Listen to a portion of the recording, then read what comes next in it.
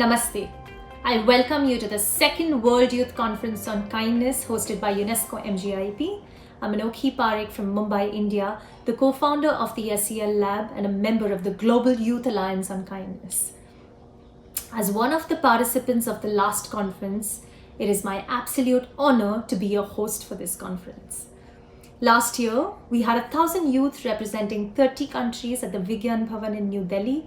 And we hope this time we've been able to further reach out across the globe with this digital platform. Today is an important day as it marks the 75th anniversary of the United Nations. Last month, at the United Nations General Assembly, leaders of 193 member states came together on the digital platform, strongly committing to multilateralism. We will focus today and tomorrow on highlighting the central role of the youth in policy development and decision making. You will also witness a historic moment as we adopt the Global Youth Declaration on Kindness, calling on governments to implement a new United Nations International Day of Kindness.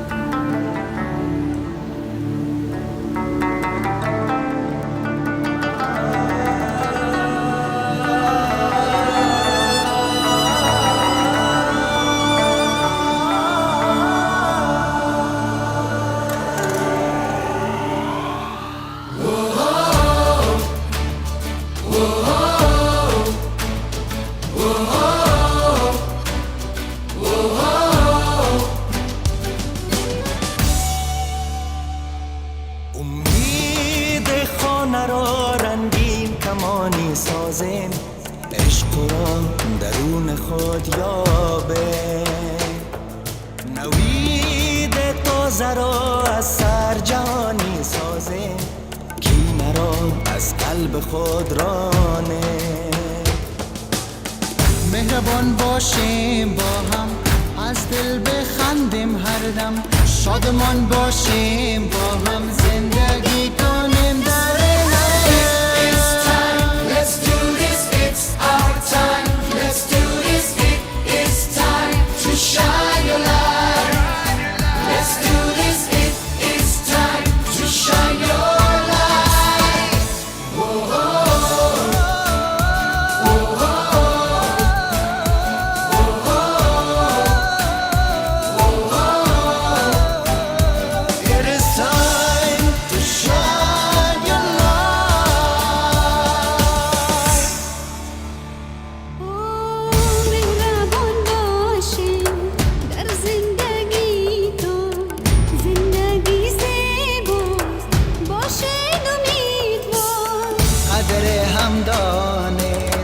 محبت ورزید دل را به کام هم دیگر بستید عشق و محبت سرمایه ماست در راه خدمت باشید همانگاه It's time, let's do this, it's our time Let's do this, it's time to shine a light Let's do this, it's time to shine your light.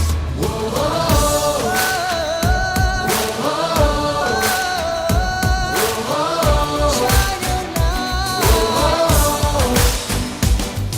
بیا که تا چراغ محبت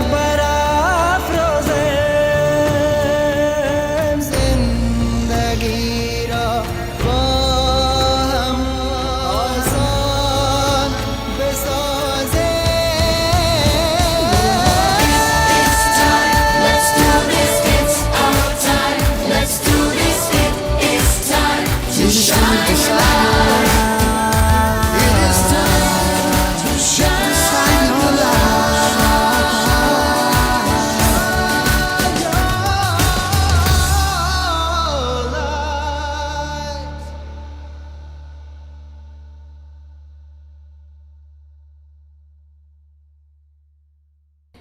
You heard the new song Shine Your Light by Ricky Cage from India, Grammy Award winner and UNESCO MGIEP's Kindness Ambassador, and 24 wonderfully talented youth refugees discovered by UNHCR India.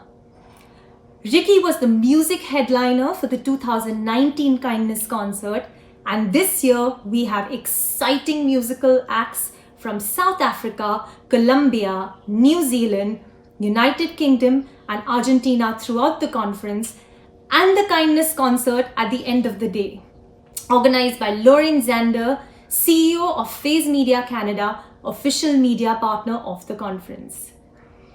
We have hundreds of youth from across the world who have contributed to the declaration calling for a kinder, compassionate world. So I welcome you all to be part of these two incredible days, listening to some of the most accomplished global change makers we have the honor of having with us. Now, without wasting another moment, I have the pleasure of introducing Dr. Anantha Durayappa. Dr. Anantha took the position as inaugural director of the UNESCO Mahatma Gandhi Institute of Education for Peace Sustainable Development based in New Delhi, India in 2014. A science policy pace setter with over 33 years of experience, he now plays a key role in positioning UNESCO MGIEP as a leading research institute on education for peace, sustainable development, and global citizenship. Dr. Anantha received his PhD in economics from the University of Texas in Austin, USA, and is a fellow of the World Academy of Sciences. In his previous post at the United Nations Environmental Programme, he initiated and played a pivotal role in the establishment of the Intergovernmental Science Policy Platform on Biodiversity and Ecosystem Services. Dr. Anantha is presently focusing on strengthening the science policy guide in education by researching and exploring how the neurosciences of learning can contribute to developing emotional and intellectual intelligence through innovative digital pedagogies. It's over to you, Dr. Anantha.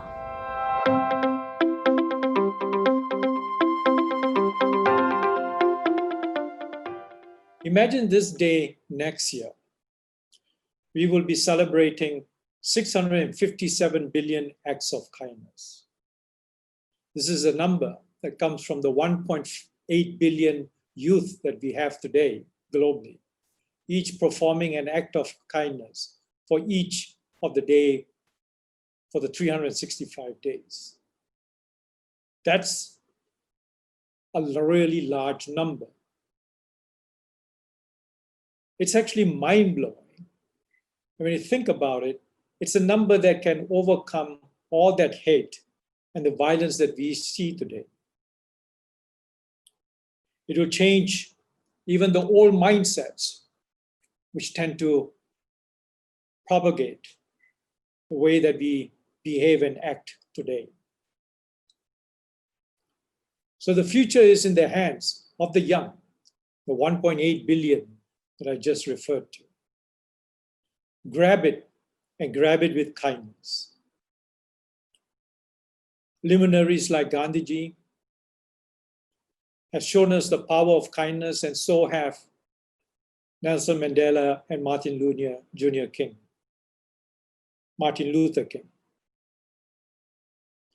Kindness must become a universal competency, a competency which can be trained just as we train ourselves in mathematics and literacy.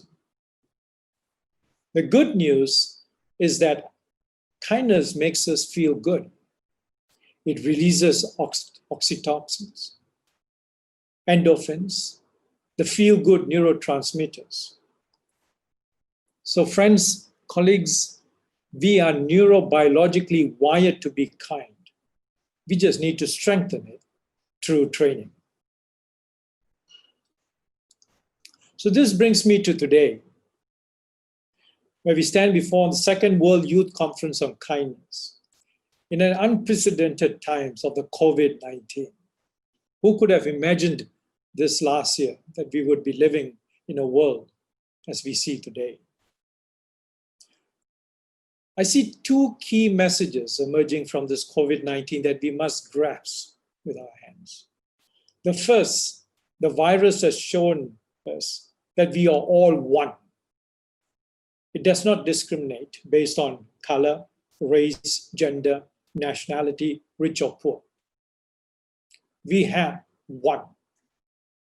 Second, we need an injection of new ideas and mindsets. A mindset evolving from a mindset of kindness, solidarity, and acting as one. It is time that we move away from the us and them. We really need to live on this home that we call the blue dot as one. So change is needed.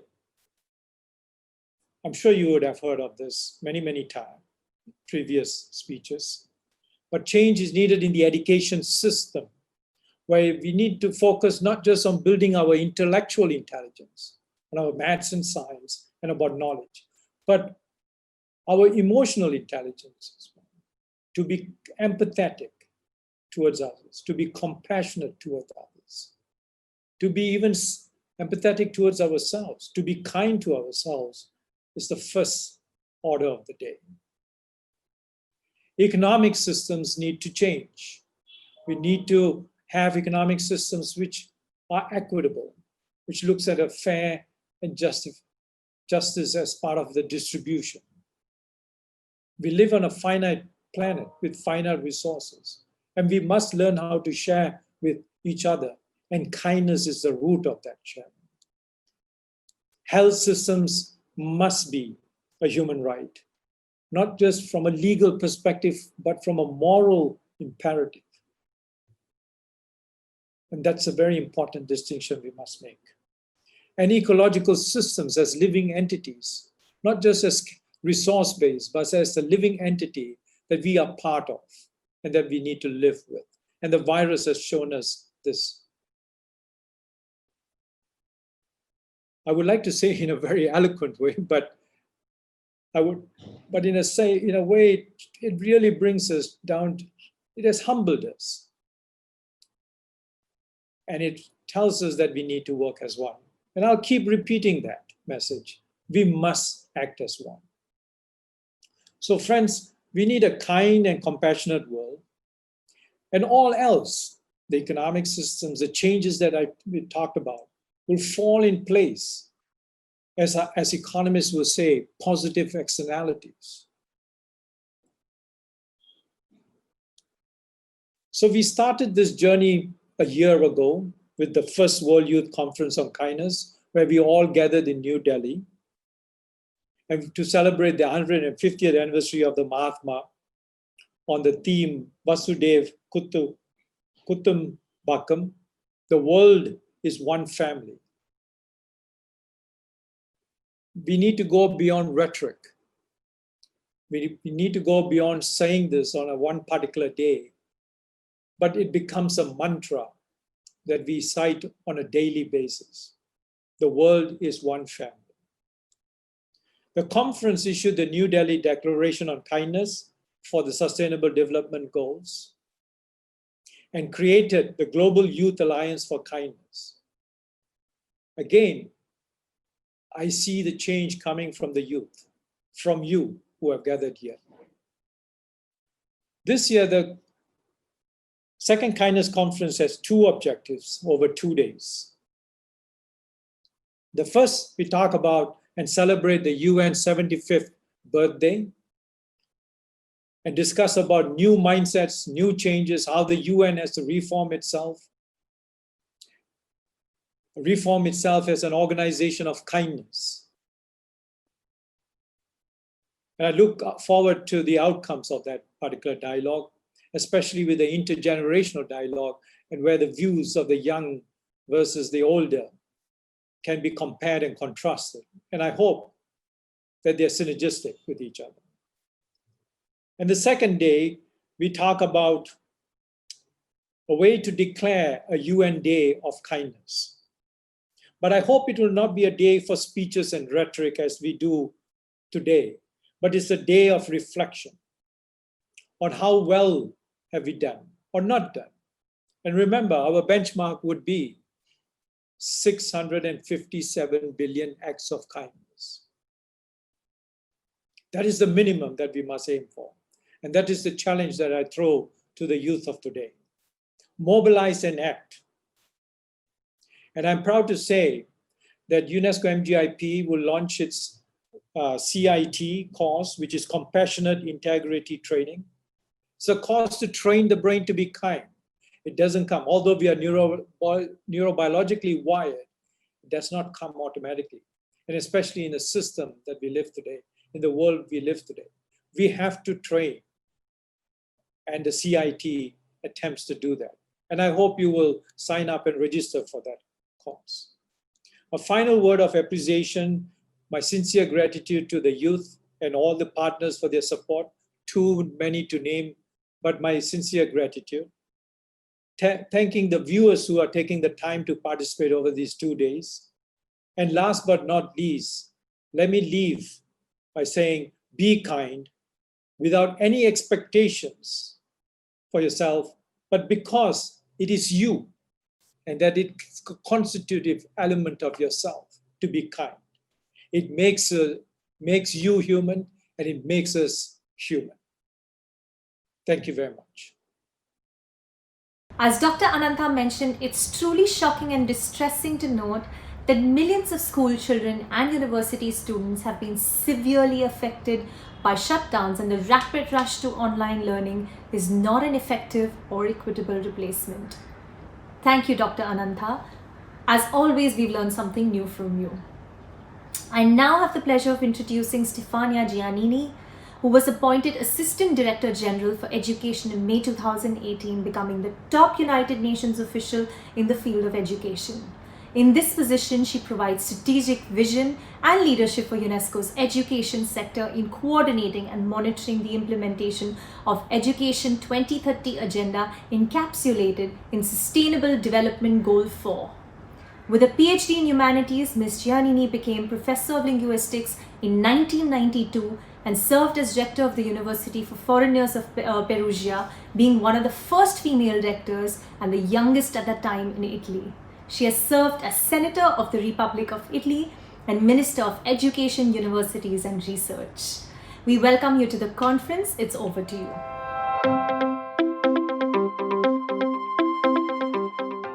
Dear participants, dear delegates, especially my young global friends, I welcome you all to the Second World Youth Conference on Kindness. And today is an auspicious day, a commemoration of 75 years of the United Nations. And I'm very, very grateful for the invitation. It's a pleasure to be here with you. Let me begin by congratulating the UNESCO Mahatma Gandhi Institute of Education for Peace and Sustainable Development for envisioning a UN Day of Kindness by gathering the voices of youth through a global kindness campaign. MGIEP, as you know, is the first category institute of the UNESCO in the Asia Pacific, in the region, and is really pioneering new ways of rethinking education. I commend them for their focus on empowering young people, young global citizens to be transformative change agents, game changers, I should say. And well, my dear global delegates and participants, we are at a very critical time where the world has been recently forced to stop, reflect and act differently collectively. Humanity is facing a new set of challenges also before the pandemic crisis COVID-19, well, from the climate change to unprecedented migration, violent conflicts, mental health problems. But we can say that this crisis somehow amplified everything we are living, including inequalities. And the achievement of SDG 4, the goal of the Agenda 2030, where UNESCO is responsible for, which looks at access to quality, equitable and inclusive education, will suffer as many children and youth may not have access to quality education in the coming months.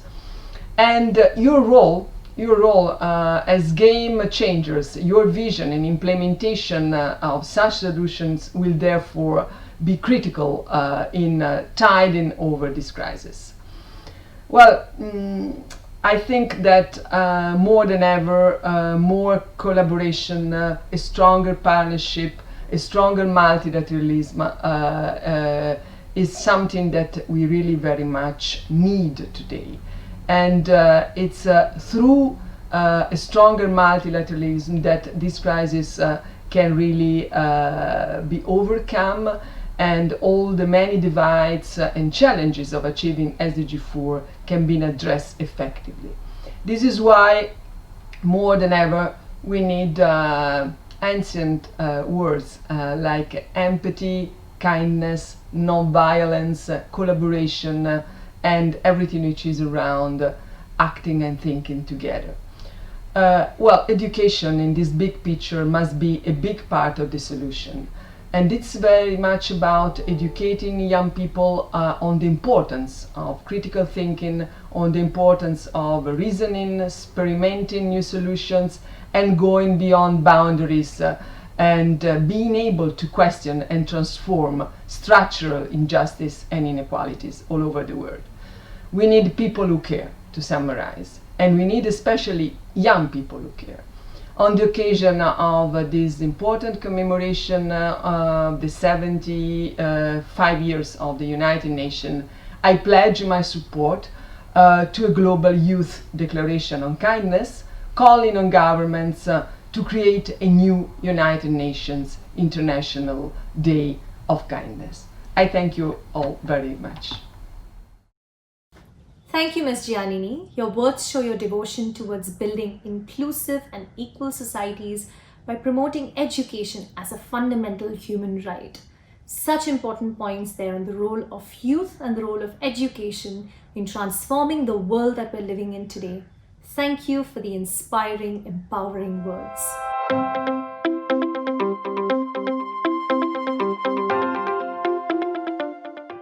Hello everyone, my name is Lorraine Zander and I'm the founder of Phase Media and the editor-in-chief of Phase magazine based out of beautiful Toronto, Canada.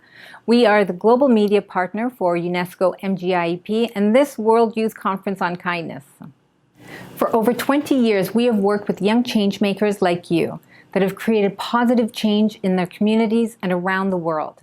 Today, you'll see some amazing artists that are impacting their communities through art, activism, and kindness. We hope you love them as much as we do.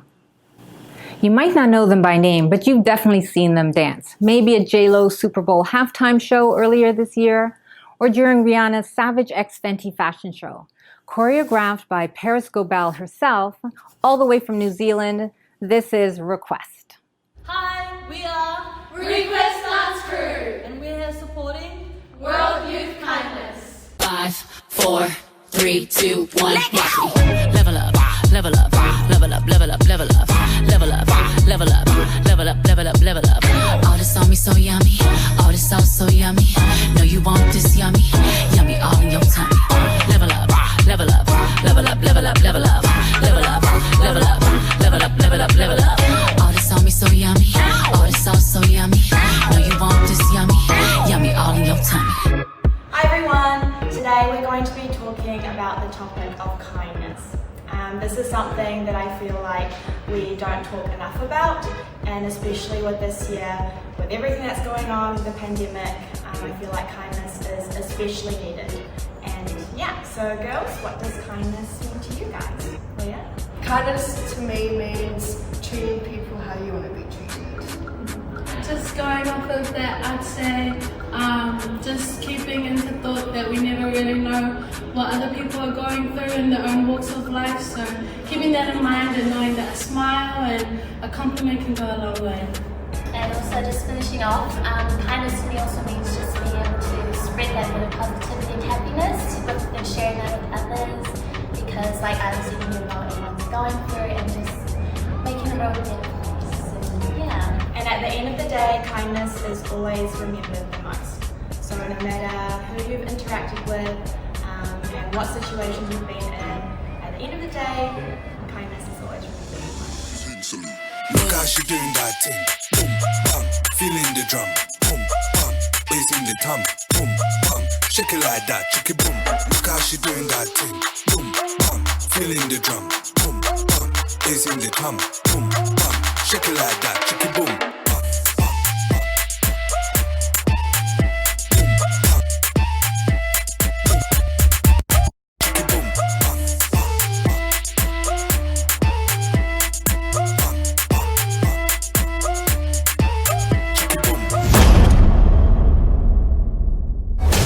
¿Y el anillo pa' cuándo? Ahí. Yo mami, arriba, abajo. Even if you were broke, Arriba, abajo. even if you were broke, Arriba, abajo. even if you were broke, love don't cost you. Dale, toma, dale, toma, toma, I wanna try, try, try, try. toma, dale, Even if you were broke, dale. love don't cost you a thing, thing, thing, thing. And remember, be kind. Now, we have another inspiring speaker, Natasha Mavansa, a first-year student at the University of Zambia, is the youngest recipient of the Global Health Leaders Award from the World Health Organization in recognition of her work as an activist and advocate in women's health and young people's rights. She is the executive director of a foundation in her name that aims to see a world in which young people are heard, valued, healthy, and are given the opportunity to share power with stakeholders and influence decisions made over them. She also sits on the African Union Commission's Youth Advisory Board and serves as the Youth Ambassador on the United Nations Population Fund. All of 18 years old, Natasha is one of the most incredible global change makers of our times. She is a keynote speaker on the UN multilateral system. We welcome you to the conference, Natasha. It's over to you.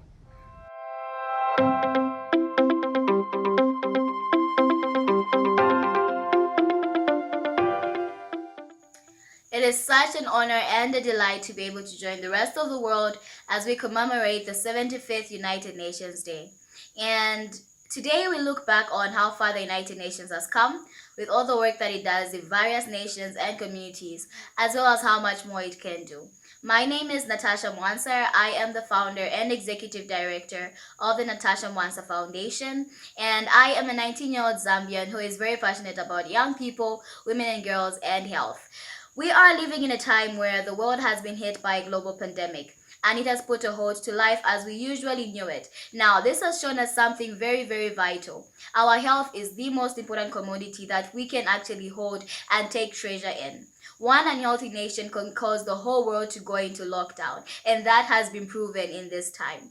And hence, my first appeal to the United Nations is, as we reflect on how far we have come in United Nations and building communities to where we want them to be, we should reflect on how far we have come in investing in the health of people, especially young people. Now, our health is the most important commodity, like I've said. A healthy nation is a wealthy nation. A healthy nation is a very productive nation. And a healthy nation is one that functions well because its people are healthy and they are happy and they're able to realize their potential without barriers being put on them, especially with their health. And hence, investing in health is one of the key things that needs to be reevaluated on how it's done and actually needs to be improved. The United Nations should be tasked with the responsibility of ensuring that countries invest a lot more in the health of their citizens and of their people. And this is very important because the United Nations does have the power to do so. It is important that we have our leaders tasked and that we have them be accountable for how much they're actually putting into the health sectors of their various nations. It is important that we look and evaluate and hold them accountable for what they say they'll do to improve their various health sectors,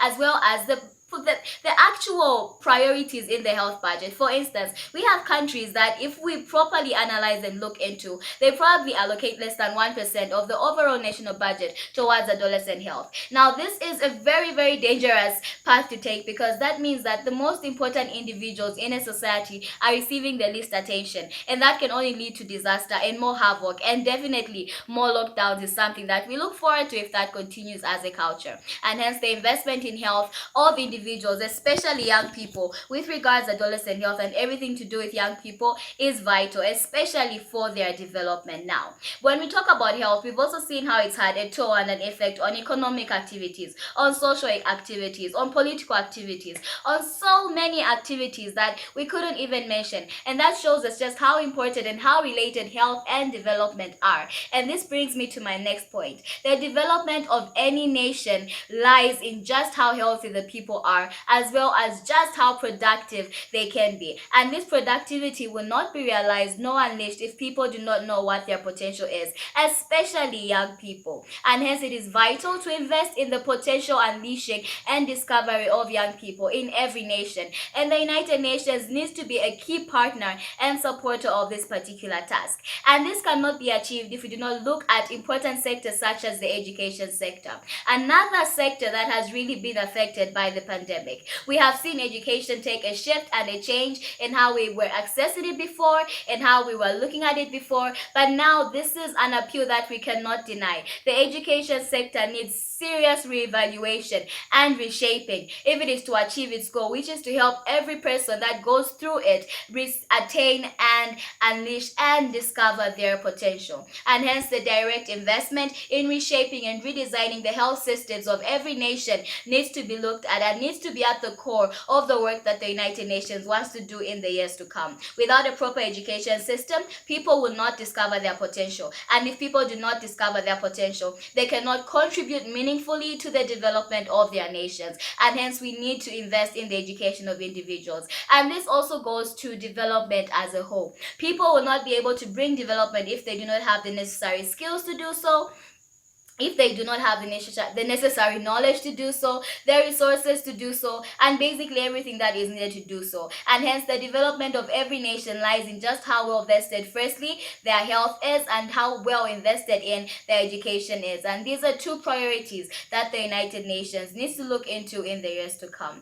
And just on that particular point, we have a lot of young people with great ideas. We have a lot of young people with so much potential and so much that is in them, so much ability that they could actually change the world. But the biggest question is, why are they not changing the world? And this is something that we really need to look into. Why are young people not as supported as they can be when we actually believe that they hold the key to the solutions that the world needs? Why are young people not being given the resources they need when they have all the ideas, when they have everything that they need to actually bring out those solutions and unleash it on the world today? And this is a question that the United Nations needs to look into. And one of the important things that we cannot deny is simply that young people are not given enough platform to not just voice out, but to actually be part of the solution in every given nation. It is one thing to have a young person speak at a global convening, speak during a conference, speak and give their remarks on what they feel should be done. It is another thing to meaningfully involve people, young people in specific,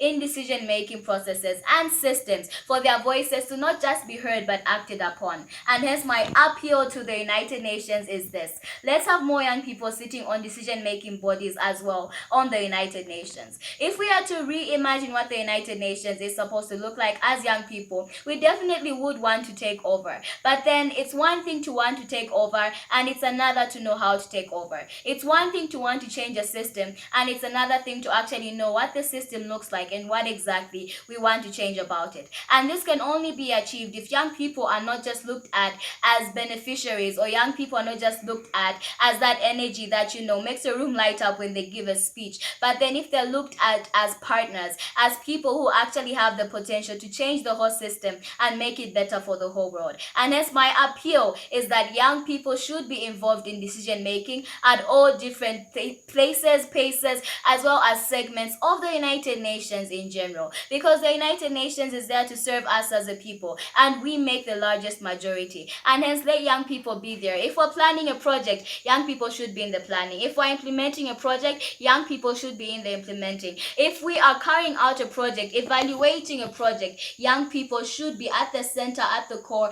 as well as in the process of it all. Because young people are capable. And if they're not invested in, then we're going to go back to a cycle of just doing things without actually realizing or coming to a proper conclusion and solution. Now, the global pandemic has also shown us another thing that we cannot deny. The solutions that we need in in this new normal, as we might want to call it, are actually solutions that young people have been crying for and things that they have always wanted from the beginning. One of the key examples of this is if we look at things like digitalization or how social media is being used generally all around the world. These are tools that young people had a hand on before. These are tools that young people have been crying on to actually be used to actually foster development and make it go faster and quicker. And we cannot deny that young people had these solutions with them from the beginning, even before we started thinking of the new normal. That means that if the problems are to be solved, the problems we're facing today are to be solved, they can only be solved by generations that are really affected by it, and these are young people. So we cannot deny the power and potential that young people have to change the world,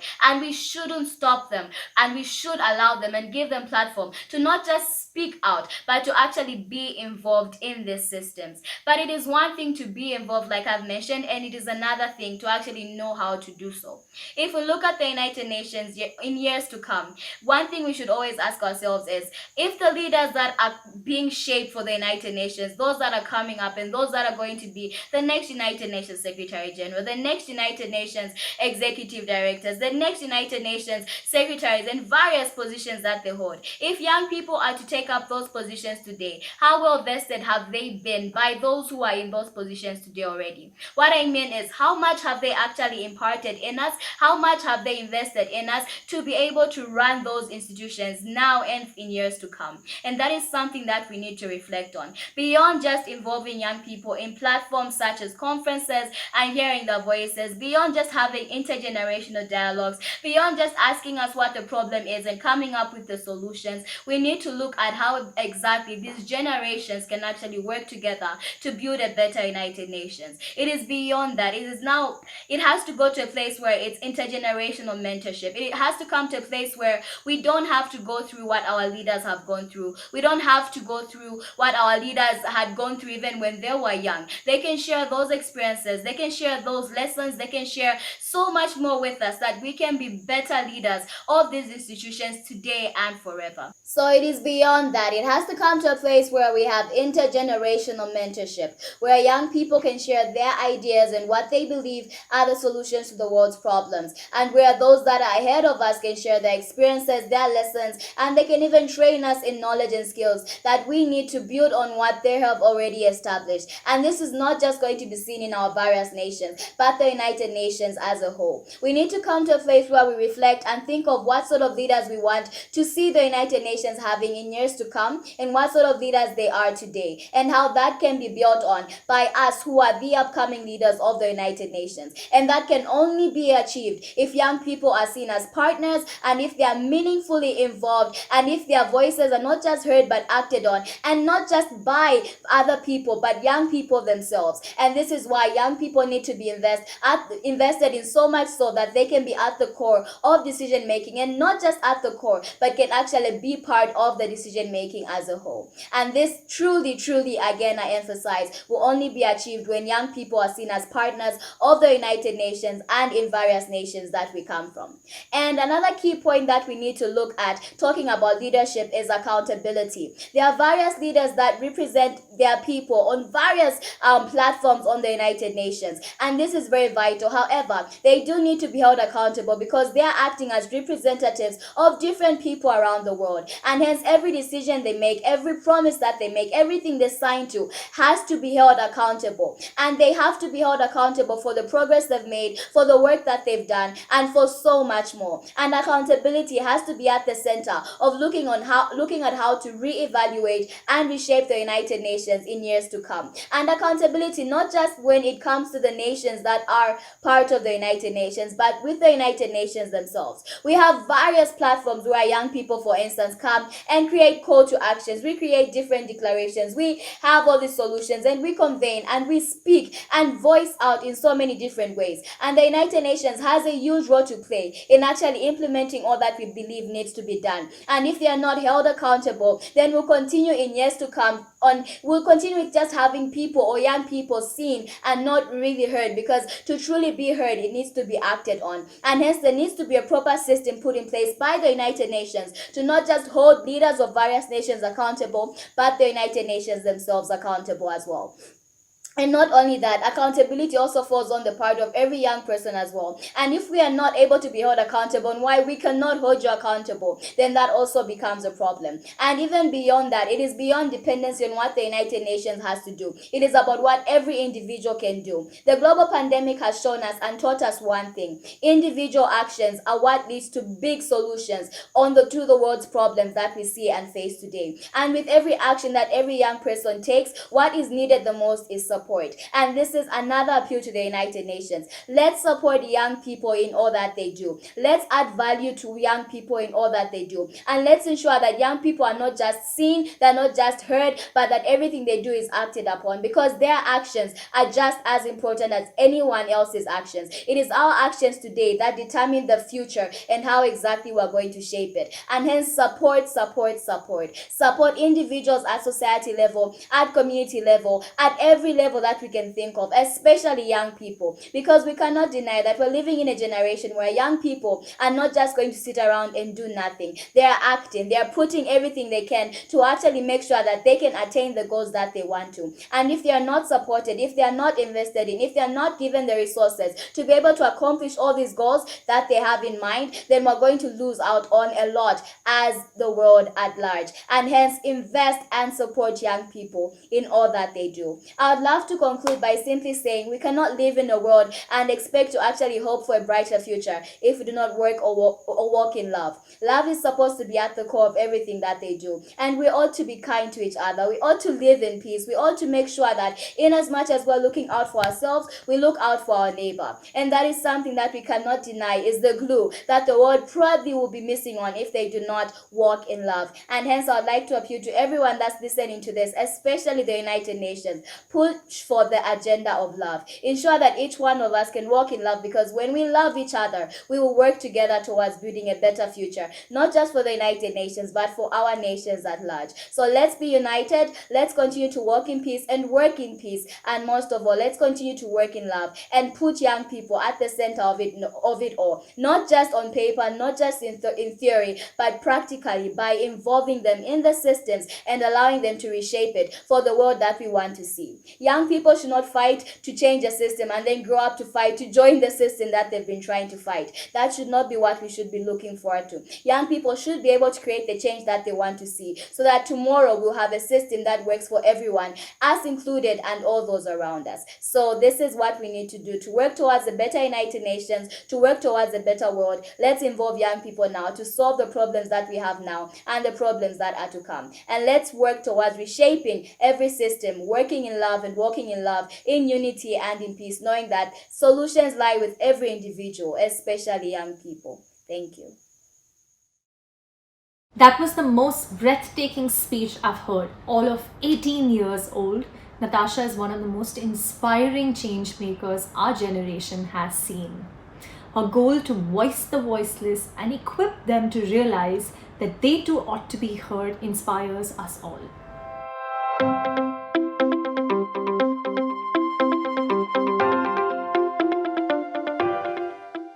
With every beat of their drum, these musical activists rage against corruption and violence while they fight every day to end poverty and hunger through art. From Bogota, Colombia, this is Ainja.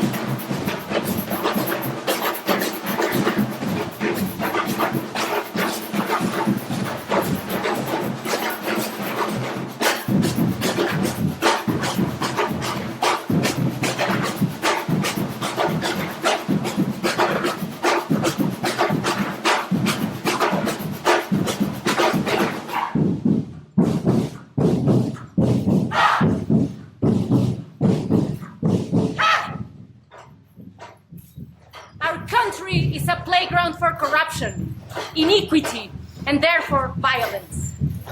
When our performance is over, here in Colombia, people will still be killed. Kindness is about taking action, stepping out of your comfort zone. Our action is to create and educate in art because we deeply believe in its power to transform our people. 1, 2, 3, 4!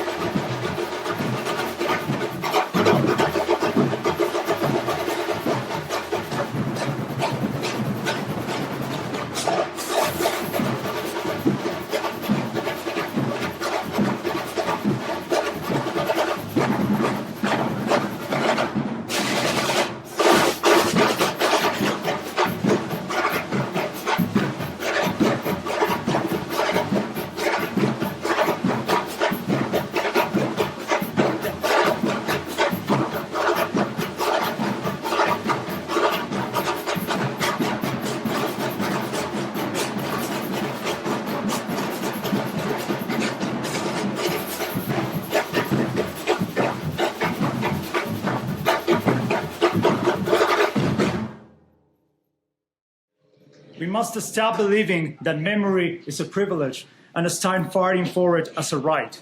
It's time for those who have the power and the voice to speak in the name of the forgotten. Don't sit behind a desk waiting for someone to do something for. Small deeds are change. Tocamos los tambores porque suenan más fuerte que las balas. Y así maquillamos la tristeza y alegría.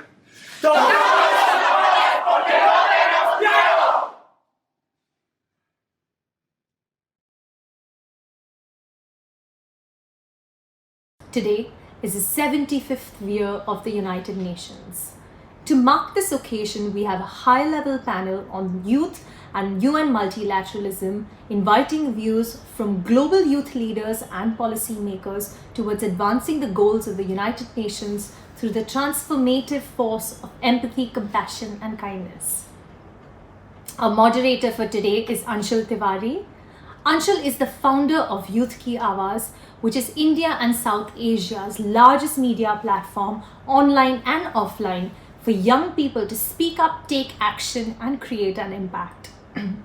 He has worked across media, citizen advocacy, and serves on the boards of NGOs building grassroots citizen power with a focus on sustainability.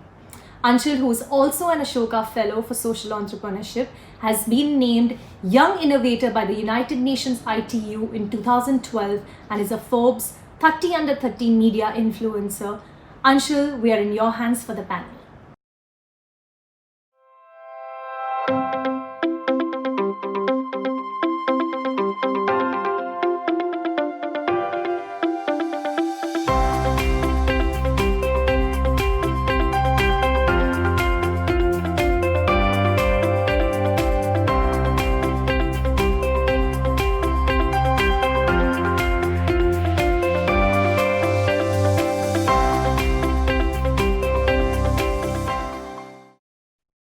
Hello everyone, welcome to this live discussion on this very special day. Today is a particularly special day because today is also the 75th year of the UN. My name is Anshul. I'm the founder of Youth Ki Awaaz, and I'm extremely delighted to be your host for this discussion. The UN and its role with young people has been talked about quite a bit, and today more than ever, it's critical for us to discuss it. We are living in a time which is probably the toughest time of its kind, particularly for young people. We are facing crises in terms of jobs, education, finance, and on top of it, all of it, there's also COVID. We're living right in the middle of a pandemic. More than ever, now is the time for the United Nations to unite all of us, all nations across the world, and fight this together, emerge stronger and better together. And it is that we're here to discuss today, and we have a really powerful panel lined up for you. I would like to mention and welcome all my panelists here. Our first panelist over here is Ambassador Ms. Baswati Mukherjee. She is the former permanent delegate of India to UNESCO, a career foreign service officer. Baswati Mukherjee has a well-deserved reputation as one of the most experienced diplomats on Indo-EU relations. She has headed for the longest time ever the Indian Foreign Ministry's department specializing in the EU affairs. Her international experience includes a spell at the India's permanent mission to the UN in New York and a 6-year tenure with the UN Human Rights Commission, and also as the first commissioner for human rights in Geneva. I also have with me Larissa Crawford. Larissa is a published indigenous and anti-racism researcher, an award-winning ribbon skirt artist, a restorative circle keeper, and proudly passes on Métis and Jamaican ancestry to her daughter, Zaira. She's the founder of Future Ancestors Services, a youth-led professional services social enterprise that advances equity and climate justice through lenses of ancestral accountability and anti-racism. I also have with me Natasha Mwansa. Natasha is the youngest recipient of the Global Health Leaders Award, worldwide awarded by the World Health Organization in recognition for her work towards adolescent health for over 6 years, and after her awe-striking speech on what young people want during the opening of the 72nd World Health Assembly. I have Ms. Renata Lok-Desalian. She is the UN Resident Coordinator in India and has served the United Nations for 30 years in Africa and Asia in many capacities, including the 15 years as a UN Resident Coordinator, Humanitarian Coordinator, and UNDP Resident Representative. Before taking up her assignment as UN Resident Coordinator in India, she was a senior fellow at the Oslo Governance Center at UNDP in Norway. And finally, I have Mridul Upadhyay, who's the Asia Coordinator at UNOY Peace Builders. He's the co-founder of Youth for Peace International. Mridul Upadhyay is the Asia Coordinator for United Network of Young Peace Builders. He has been working in the field of youth peace building through peace education, advocacy, activism, Rohingya refugee humanitarian support, and a lot more. He's also very closely involved with the UN network. I welcome all of you to this panel. And we're, like I said at the very beginning, we're probably living in one of the most difficult times, particularly for young people. And I want to just start this discussion with a quick poll. I know that we have quite a few participants that have joined, and I request our colleagues who are handling this webinar to throw up the first question for the audience to quickly just poll before we begin. And the first question that we have is, do you feel that the UN has been successful in uniting nations and solving local and global challenges? I'd request our technical team to show this question, and the audience that we have right now listening to this webinar to quickly poll. And while they do that, I'd just like to start this discussion with you, Renata, and I would request you to set the stage for us. What do you think has been the biggest achievement of the UN in the last 75 years, and where do you think the UN needs to drastically improve itself? And I say this keeping in mind that at the 75th session of the UN General Assembly, we saw that while by and large countries agreed for a united response towards COVID, that did not really translate into action on ground. So if keeping that in mind, if you could help set some context for us as we go into this discussion. Thanks so much, Anshul. Great to be on this panel with you and with Ambassador Mukherjee and with the three great young leaders that you have brought, Natasha, Larissa, and Mridul. First of all, I'd like to say that the UN is not good at singing its own praises. Mostly we're focused on trying to fix things. And we haven't invested in tooting our own horn. And this may not have been such a problem, many years ago, but it is a problem today.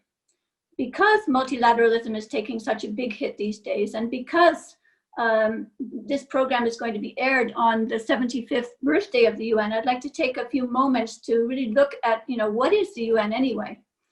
I think, the UN, firstly, is probably one of the most complicated and least easy to understand organizations in the world. We cover a huge range of very, very different issues, from nuclear proliferation to breastfeeding. And we involve a huge set of stakeholders, governments, civil society, citizens groups, businesses, and with a huge number of moving parts inside the UN system. So we're very big and we're hugely complex. Secondly, the UN was established with several contrasting and sometimes even contradictory characteristics. For example, on the one hand, we are an aspirational standard-setting bodies. And on the other hand, we're a pragmatic service delivery organization. We stand for global peace and security, human rights for all, and development for all. And we're the global conscience of the world, standing for peaceful resolution of conflicts and upholding the values enshrined in our charter and in the Universal Declaration of Human Rights. But at the same time, we are out there with boots on the ground in conflict zones with our blue helmets, our peacekeepers, and thank you, India, for being the single largest contributor cumulatively to UN peacekeeping forces over the many years. We're also out there vaccinating hundreds of millions of children every year. We're delivering food for the hungry, and thank you, Nobel Peace Prize Committee for bestowing this honor on the World Food Program this year. It's our 12th Nobel Peace Prize this year. Another example of our contrasting characteristics is in our membership and our partnership, because at the core of the UN, we're an intergovernmental body. It's a place where governments can come together to better understand each other, to hammer out common solutions to collective problems. And it's the largest, most inclusive intergovernmental body in the world with 193 member states. But the charter of the organization does not start with we, the nations of the world.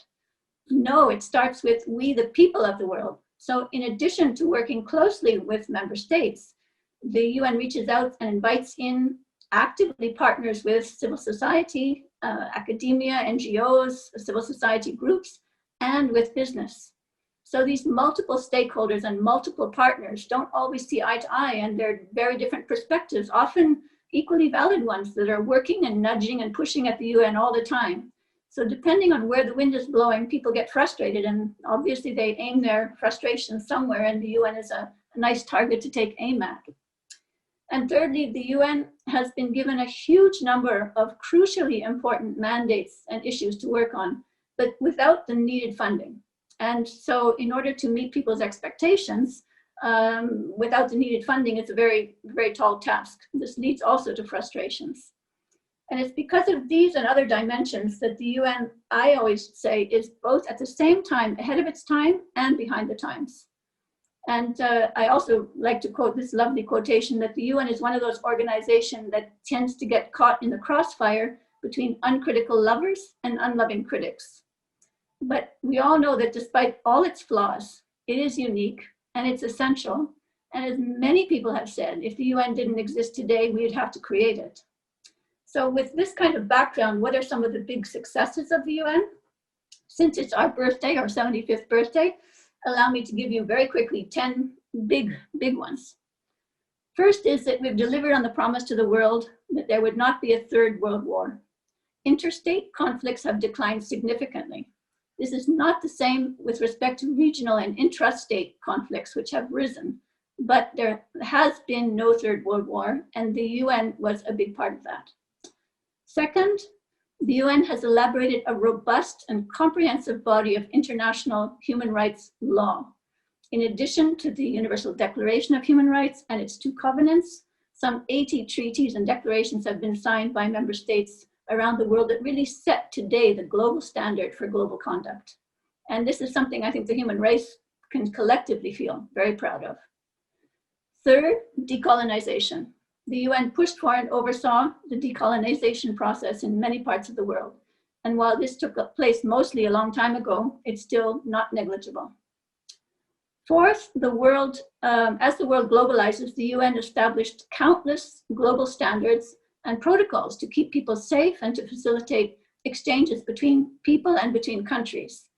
And these international rules, regulations, and protocols, they govern everything from civil aviation to postal services to pharmaceutical standards to food quality standards, and you name it. Many of these standards we take for granted, but they affect everybody, everywhere. And these were established thanks to the UN. Fifth, the UN saves millions of lives every year through its humanitarian aid to people. And currently we're delivering food since the Nobel Prize went to the World Food Programme. We're delivering food to 100 million people in 88 countries as of today. Sixth, health and education, the eradication of smallpox and the near eradication of guinea worm diseases are big achievements. The UN vaccinates about half of the world's children every year, and that saves 3 million lives every year. And thanks to the UN's global work on education, we've now reached parity in primary education between boys and girls. 20, 30 years ago, we were far from that. So that's impressive by any standard. We also help 2 million women every single month to overcome complications from pregnancy and childbirth, saving women's lives, and mothers' lives, and their children. 8, we successfully galvanized the international community around closing the ozone hole in our atmosphere. And there's been such impressive progress made that hardly anyone talks about it anymore. A little bit like decolonization. It's something that we achieved and we've now moved on from. 9, we brought the world the international science behind climate change and the role of human activity in climate change. And through the UN Climate Change Negotiation Framework and the Paris Agreement, we're pushing the world to take concrete action. Obviously, implementation is not where we want it to be, but we brought the world the science. And lastly, the UN orchestrated the inclusive and worldwide formulation of the Sustainable Development Goals with their credo, which is leave no one behind. And today the whole world has embraced these development goals and are working hard towards achieving them. But you also asked, where does the UN need to improve drastically? So while those are some of their successes, I'd like to say that some of our successes are actually related to some of our failures. I mentioned before that we've prevented a third world war, but we have not been able to prevent or resolve enough regional conflicts. And we've not been able to prevent, atrocities. We've been able to do it in some places, but not in others. And the genocides in Rwanda and Srebrenica stand out as glaring examples. So I feel there's an urgent need for the UN to perform better on this front. And one of the impediments to this is the antiquated composition of the UN Security Council with its 5 permanent members that have veto power, representing the global power structure after the Second World War. So one of the first things we need to do is a dramatic reform in the composition of the UN Security Council. And here, clearly, India is among those who deserve a front row permanent seat. Second, I think overall the UN system needs simplification. Member states created over the years, this mammoth institution with hundreds of moving parts, and the system needs streamlining and it needs coherence. And thirdly, the UN needs to learn when to say no. I mean, member states are very good at giving, ever increasing number of missions to the UN, but without adequate funding. So I think the UN really needs to know when and how to say no, or at least to say yes, but. And fourthly, the UN needs to, I think, get smart on communications. In this day and age of social media, of fake news, of this post-truth world, we can no longer get by on good intentions, and the UN has to get smart on communications. And fifthly, overall, the UN needs to become more far-sighted. For example, I think right now we need to think ahead and to try to get ahead of the game on the ethical and moral standards behind artificial intelligence and bioengineering and the Internet of Things and all the things related to the fourth industrial revolution. I think there's a big role for the UN in this area, to try to work with, with the countries and with groups around the world. And here I think youth could play a fantastic role, because nobody understands this sector better than youth do, to try to bring ethical and moral standards to underpin the tremendous work that's going on. So I'll leave it at there, leave it at that, and happy to come back on any of the issues mentioned. Thank you so much, Renata. I think that does definitely set a good stage for us to start the discussion. There's a lot that you said that I was just, burning with questions, and I really wanted to ask a lot, but I also saw that Natasha was smiling. I know she has a lot of thoughts to share as well, but I really want to come to you, Natasha. But before that, I just quickly want to get you on this, Ambassador Mukherjee. You've seen, you've seen the UN from the inside out. You've seen it as somebody who's represented a growing global power like India.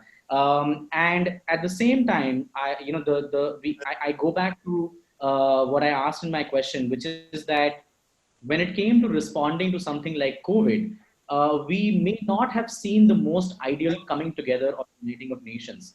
Where do you think is the UN not doing enough, and where do you think are really some of the key highlights and successes of the UN shining, specifically with regards to how we deal with something like COVID? But thank you very much, Anshul. As has been just said by our most respected resident coordinator, who has outlined the achievements of the UN, it's important to remember the context in which the UN was established. It was intended after the World War II to save succeeding generations from the scourge of war. And it was intended to ensure that international peace and security are not violated particularly by a rogue state. In that context, the UN, so many years down the road, has largely fulfilled that mandate, because although it has not been able, unfortunately, to control regional conflicts everywhere, but it has prevented a major breakdown of international peace and security. Where the UN has unfortunately failed is not because of the UN Secretariat or the commitment of member states, but it lies in the outdated governance structure of the UN Security Council and the veto power, which means that if there is a particular P5 country who feels that its interests are at stake, they will not allow the UN to function effectively to resolve that issue. So you asked me about COVID. Let me take you to first Ebola. Ebola was an example of the UN leading from the front. Ebola, because of UN efforts, because of former Secretary General Ban Ki-moon's efforts, they were able to prevent this most dangerous epidemic from becoming a pandemic, from going beyond a few countries in Africa. And can you imagine what would have happened if it had spread as it has now in a hugely populated country like India, right? So Ebola actually was an example of the UN leading from the front. So we come to COVID-19. Why could that not happen? I think the answer is evident to everyone.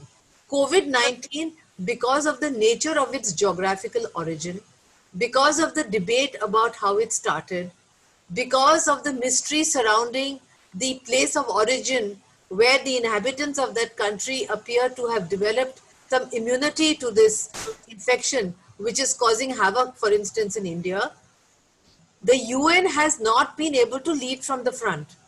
New York has not been able to take over this global fight against COVID. And the WHO itself has become a victim of the very same liabilities that the Security Council is facing because of the geographical origin and the nature in which this epidemic became a pandemic. That being said, it is also very important to recognize that the UN, be it in public health, be it in mortality issues, be it on literacy, has made huge strides ahead. And when we would come to the next stage of the COVID, which is the vaccine, this is the time for the UN to ensure that the vaccine would be available with the price limits available to developing countries and would be available in sufficiently large numbers so that, for instance, in a country like India, 1.2 billion people, where there are already discussions as to whom the vaccine should be given first, the UN can play a very, very important role in this matter. So I would say, therefore, Anshul, that yes, unfortunately, the UN has not been able to lead from the front on COVID-19. That is not the fault of the UN, but because of the power structure which still exists, which reflects, as has been rightly pointed out, the power structure of the world after World War II. But there is a very bright future ahead, and there are many, many things in which the UN can still now step in with regard to this pandemic. Yes, absolutely, absolutely, Ambassador Mukherjee. I mean, you definitely made some serious accusations as well towards the UN. I just want to quickly go back to the poll that we had put out at the very beginning. I didn't make any accusation about the UN. I pointed out that the shortcomings or the limitations facing the UN lies in its outdated governance structure, and in the case of COVID-19, because of the problem relating to its geographical origin, which has stopped any effective discussion in the Security Council on how to take it forward through UN and through WHO. I hope I've clarified the point. Yes, absolutely. Point noted, Ambassador Mukherjee. If I can quickly just get the results of the poll that we had put out. So at the beginning of this discussion, we had asked the audience, do you feel that the UN has been successful in uniting nations and solving local and global challenges? And you can see the results right in front of you. It's almost a tie. There are 51% of the people who feel that yes, it's been successful, and 49% who feel that it's not been successful. And that's a very interesting mix, because that just shows that obviously, I mean, on both sides of the discussion, there are, opinions, realizations, and so on. But at this point, I want to quickly get Natasha in as well. And Natasha, I want to shift gears a little bit, and I have a slightly idealistic question for you. You know, when we talk about the United Nations, we talk about the member states and the role that they play. In many ways, if the UN is broken, it can be said that it's probably because the member states function in a certain way, or it's because of the member states themselves. If people say the UN is flawed, it probably means that the member states are flawed as well. So do you think, and this is, me asking you as a young person to a young person, a very idealistic question, do you think the older structure of member states is outdated? Should we really relook at how the UN works? And how does the UN's current system impact your work? How does it really have a direct impact on your work? Thank you so much for that question, and I would like to say that I have learned a lot already from listening to the ambassador and Ms. Renata, and it was really, really enlightening and beautiful. And I would like to say thank you for being for allowing me to be part of this discussion, and for the opportunity as well to just speak on this platform and represent young people. It is a huge opportunity, but then more and more so, I believe that this should become less and less of a privilege, but it should become a reality always, especially with regards to the UN, because young people's voices don't need to be heard on such platforms always. And that's something that I'd like to start with. The fact that we have heard it from them, we have heard how it's outdated, and we're looking at how the UN finds it a bit difficult at times to even catch up with the times, just shows us how important it is to have young people who are experiencing this time the most and who have been hit the most with whatever is going on in this time, have to be a part of this decision-making processes and the like. And if young people are not involved, then we're going to miss out on a lot. And that's something I would like to commend the UN on. I think that's something they've shown that they are willing to take a hold of, and it's something that they have put in place, listening to young people and their views. However, involving them in the system itself and decision making is what is lacking, and that is something that I have noticed, and I would really, really love for us to work on, and just to ensure that the UN can have more young people in actual decision making processes and heavily involved in those systems themselves. And then you asked about member states, and I think that is one of the key things that we need to look at. Who exactly makes up the UN? You know, when we talk about the UN, what is the UN? And sometimes you might think everyone understands the UN, but to be honest, there are a lot of people who don't understand how it works. Sometimes we feel as though heads of states and governments just come together and there's just like a special wing at the UN for them, and then there's this other wing where the UN does all the humanitarian work that they do, just as Ms. Renata has laid out. And we don't really properly understand who exactly exactly is the UN? You know, what are the channels to going to this platform and representing our issues and our concerns, and just ensuring that they can be on board and support us as partners. And so that's another thing that really needs to be explained. And I do love that Ms. Renata even pointed that out as a flaw, that, you know, one of the things that the UN lacks on is how complicated the systems are. The structures and everything just feels complicated at times. And sometimes people might think it's simple, and yet it's not as simple as we may look at it at. And one thing that I really do appreciate about the UN is how heavily involved they are with people. You find that if today's issue on people's minds is climate change, then the UN will be on board and they'll be supporting climate change in every way that they can. They'll put in systems, they'll organize meetings, they'll ensure that people's voices are heard on the issue and that they can actually address the problem. And that is very, very key and important in doing, because people are at the heart and core of everything that the UN does. However, it is also very, very important to look at how exactly these platforms are structured for these people to come out and voice out, and just how exactly can be implemented. We are talking about how sometimes heads of states can come on board and, you know, they give the UN a lot of things that they want to do, projects, you know, ideas, this and that, and it's easy. I remember I was joking with a friend of mine the other day, and she was talking about how easy it is, you know, if you really just want to make a head of state jump, just talk to the UN, and then they'll talk to the head of state and they'll say, you know, like, we need you to jump, and you jump this high. And it's not really like that, to be honest. And though we joked about it and we looked at how easy it is, for instance, for the UN to say, okay, we have a convention, heads of states sign up to this is what we want to do, sign, and then, you know, like, make this something that you're going to have as part of your plan, and, you know, make sure that you be able to localize it, make sure that you bring it to the local level, and that your people will be able to understand it. And that's easy, yes.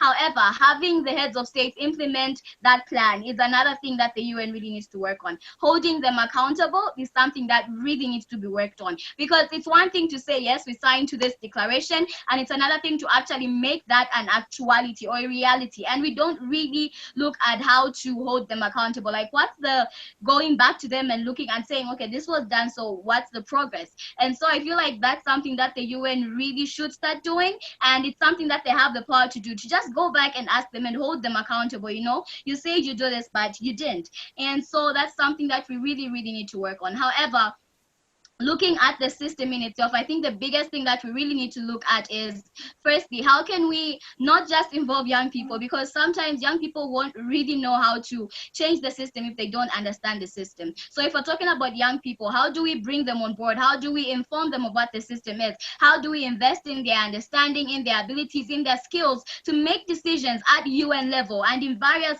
places and the various countries that they represent? Because we're looking at it at a global scale. It's not like there's just, you know, it's just one body in New York.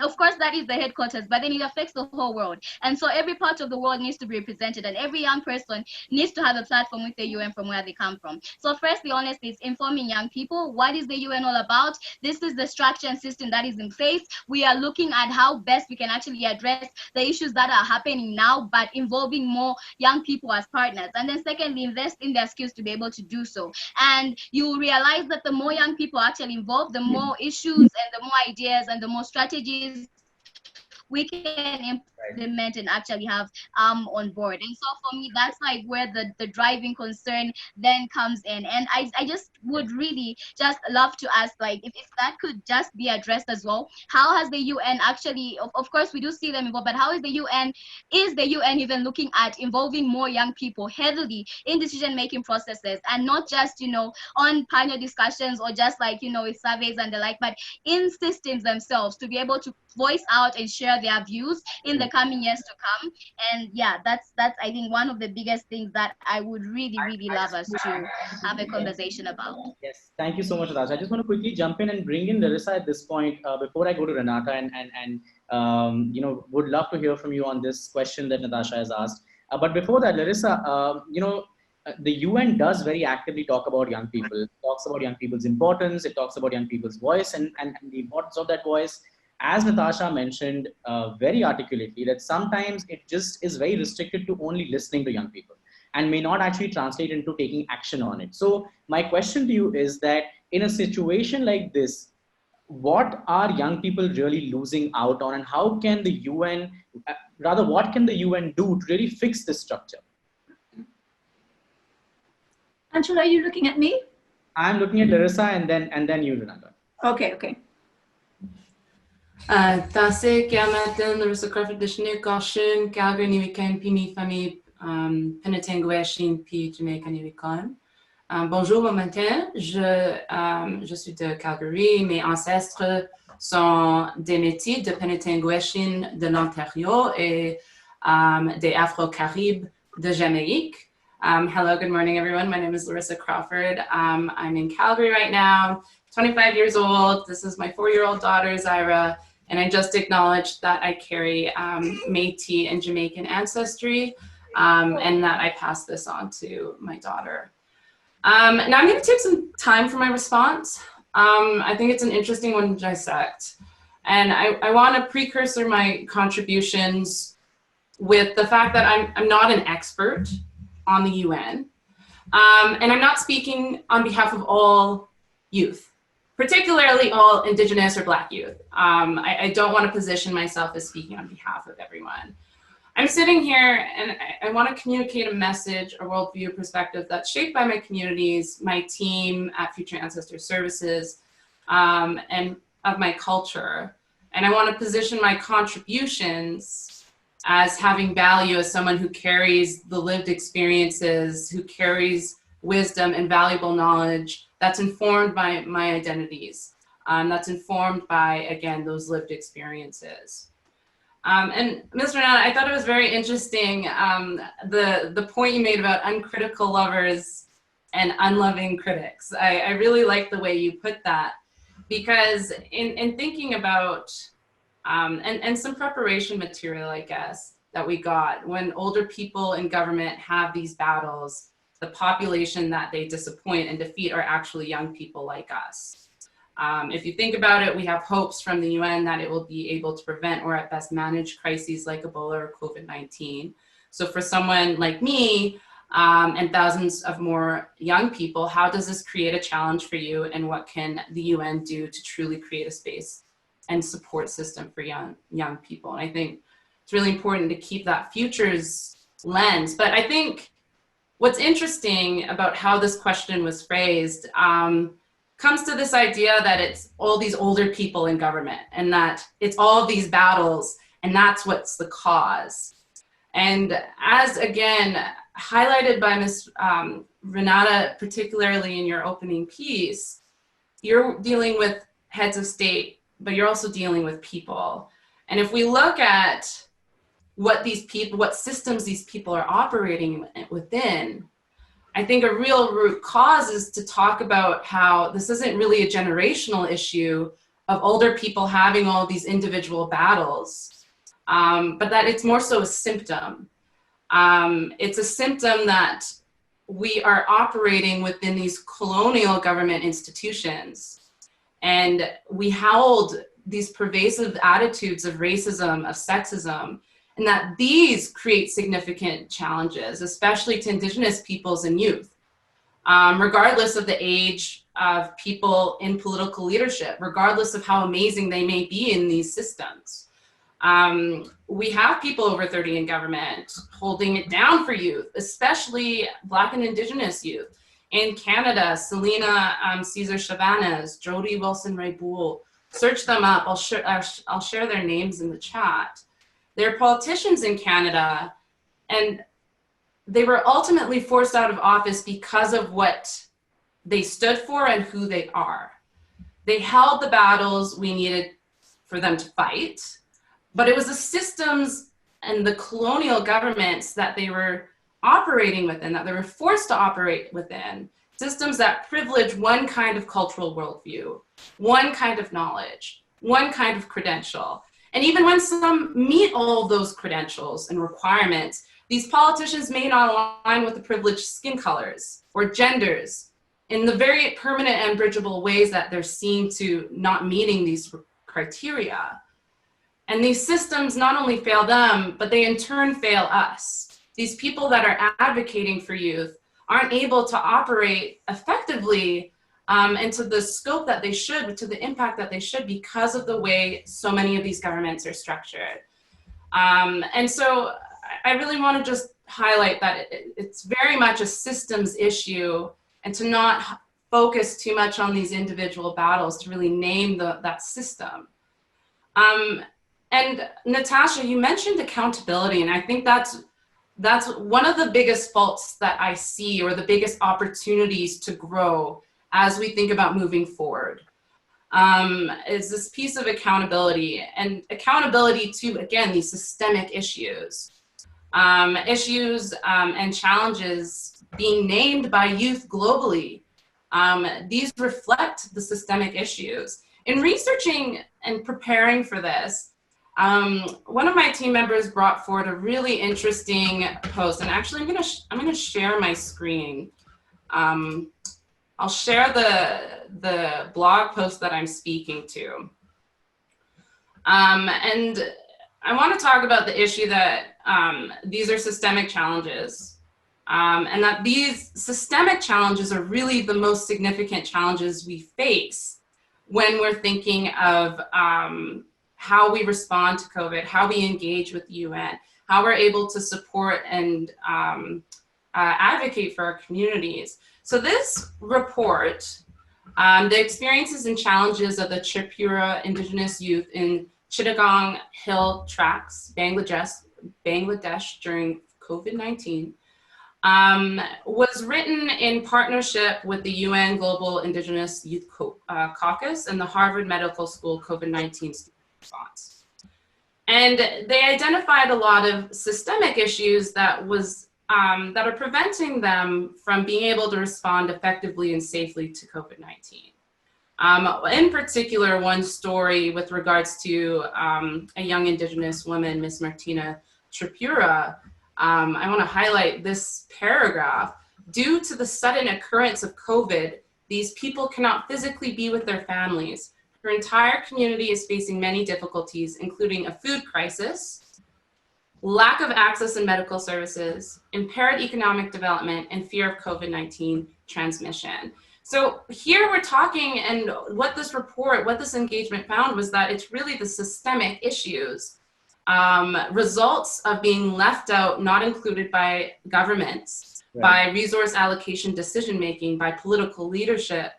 It's these issues that are really amplifying, in this case, the response to COVID-19. And these are issues reflected in indigenous populations and communities globally, even in perceived first world countries like Canada. This is a very shared experience. And in this report, they name what needs to happen. They name directly what are the ways that we can be supporting these kind of communities, not only for the UN to respond to, but for governments, for individuals, for organizations. And we really need to be harnessing this kind of brilliance, this kind of work. They recommend consultations with similar communities, advocates in mental health support for technical expertise, assistance in designing short, mid, and long-term service strategies in consultation with communities. These kind of recommendations are very actionable, but due to a structure in governments, and I'd argue in the UN as well, of a top-down approach where we're not really leveraging the brilliance of not only youth, but local minds in a way that truly informs what decisions are being made, how we're assessing that, that progress, that impact, and how we're delegating resource allocation. When we fail to do this, we see a lot of these systemic issues go unheard of or go unactioned on. And so I really think that we have the brilliance recorded. We have the voices at our disposal. It's a matter of harnessing that brilliance and harnessing it appropriately by shifting our understanding of what cultural worldviews, what credentials do we consider valuable? What knowledge do we consider valuable, and how do we demonstrate our value of that knowledge? How do we compensate youth leading this work? How do we collaborate in tangible ways and get them into the rooms? So I'll stop there. But I thought this one in particular was a really great report that I think demonstrated just the opportunities we have to harness youth brilliance. Thank you so much for sharing that, Larissa. Renata, I would just love a response, because I know Natasha asked a critical question that how do we go beyond just listening and more towards action? How do we include young people at the highest levels of decision making? What do you think is the UN doing at this point to make sure that that happens? Great. I mean, these are fantastic insights, and some of them are questions, some of them are insights and observations. I think that with regards to some of the expectations, not only of young people, but of everybody, quite frankly, of the UN, it's important to remember, what exactly is the UN? I mean, when the UN was created, we were not created as a global government. None of the member states that established the UN wanted a global government, and nor do they want it today, and nor would they allow it today. So the UN is not a global government, and the Secretary General is not, the global head of state and head of global government. Basically, what the international community recognized was the need to facilitate global governance. Big difference between global government and global governance. And as a result of that, the UN's main job is to try to facilitate coming together of different points of view, different ideas, different perspectives on global issues that are of a collective preoccupation, to try to find joint solutions. And to everybody's disappointment, starting with the UN is not the world's global policeman. It's not our job. We have not been, tasked or mandated with the task of, patting the good ones on the back and throwing the other ones in prison, so to speak. That is not the job of the UN, and nor has it ever been. And I doubt, at least in my lifetime, it will ever come to be. So what is the UN capable of doing? Certainly, the UN is capable of listening. The UN is capable of raising issues. The UN is capable of suggesting, cajoling, nudging, persuading, but those are the main tools that we have to work with. And so a lot of people will be unhappy with us, because here we have, brought the international community together to establish these really extraordinary norms and standards, human rights standards, regulations covering everything, and yet we don't have the power to enforce them. We can do sort of peer monitoring or peer pressure. I mean, we can do, for example, when the UNDP came up with its Human Development Index, that was the whole idea. I mean, put the data out there, data that's been endorsed by governments, and let the data speak for itself. And so if a country is not doing well, they see it in relation to others. But going beyond that is very difficult, if not impossible, for the UN. And if I could just say a few things about what Larissa mentioned. Sure. Extremely important and difficult issues, because she's pointing out basically flaws across the spectrum, right? I mean, there are flaws, of course, in the UN. There's flaws in member states, governments. I mean, let's face it, there must be flaws also in civil society and in citizens. We're all flawed. Yes. So the question is, how, with all these flaws around us, can we get better and smarter at doing what we know needs to be done? First of all, a lot of people don't see the problem in the same way, right? So just because it might be crystal clear to us how we see the problem, and we may be 1,000% sure that we're seeing it right, somebody else actually may be 1,000% sure that they're seeing it differently and right as well. So how do we get to some common understanding is probably the most critical issue of our time. I couldn't agree more with Larissa that the state of governance in certain countries leaves a lot to be desired. The quality of democracy is of concern. If you look at some of the trends in terms of measurement of quality of democracy around the world, there's a lot of reason to be concerned. So I think at every level, we need to be all working together to try to improve the systems at all their levels, including at the intergovernmental level, which the UN sits at. And finally, just one comment on your poll. It's very interesting. 51 to 49%, is that what it was? Yes, that's right. So in a democratic sphere, I guess you could say we won by a margin of one. But I think it also shows, the glass half full or half empty.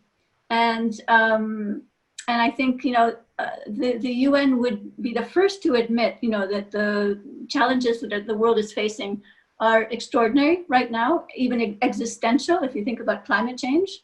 But at the same time, if you look back and you look at, the generation that lived 20, 30, was in their adulthood 20 years ago, 30 years ago, 40 years ago, the progress is also outstanding. I mean, it's extraordinary.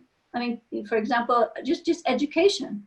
I mean, we're no longer pushing for parity between girls and boys at school. In fact, in many countries, actually, there are less boys enrolled in school than girls. So we're worried about the boys now.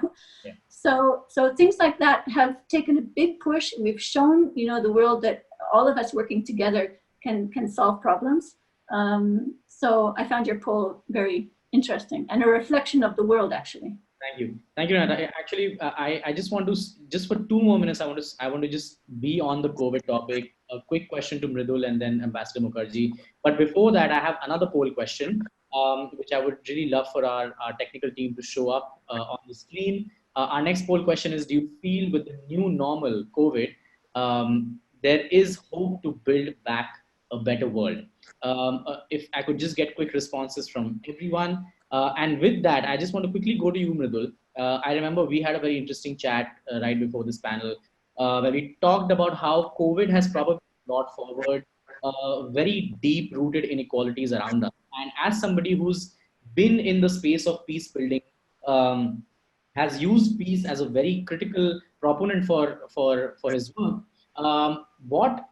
what do you think needs to be done, especially in a country like India, but largely also with your work with the UN? What do we need to do to counter this inequality? And what is it that young people in the UN can do together to really counter this?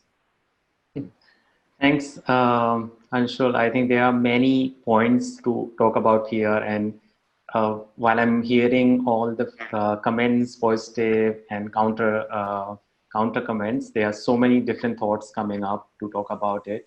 I think one important part is that if it has, like you said, that if it has actually brought more attention to inequalities, I think I'm relieved. World didn't need this kind of pandemic to bring attention to inequalities, but at least it has now. Still, you see that not much has changed. People's behaviors are not changing that much in terms of the power structures are still the same. The democratic deteriorations are also the same.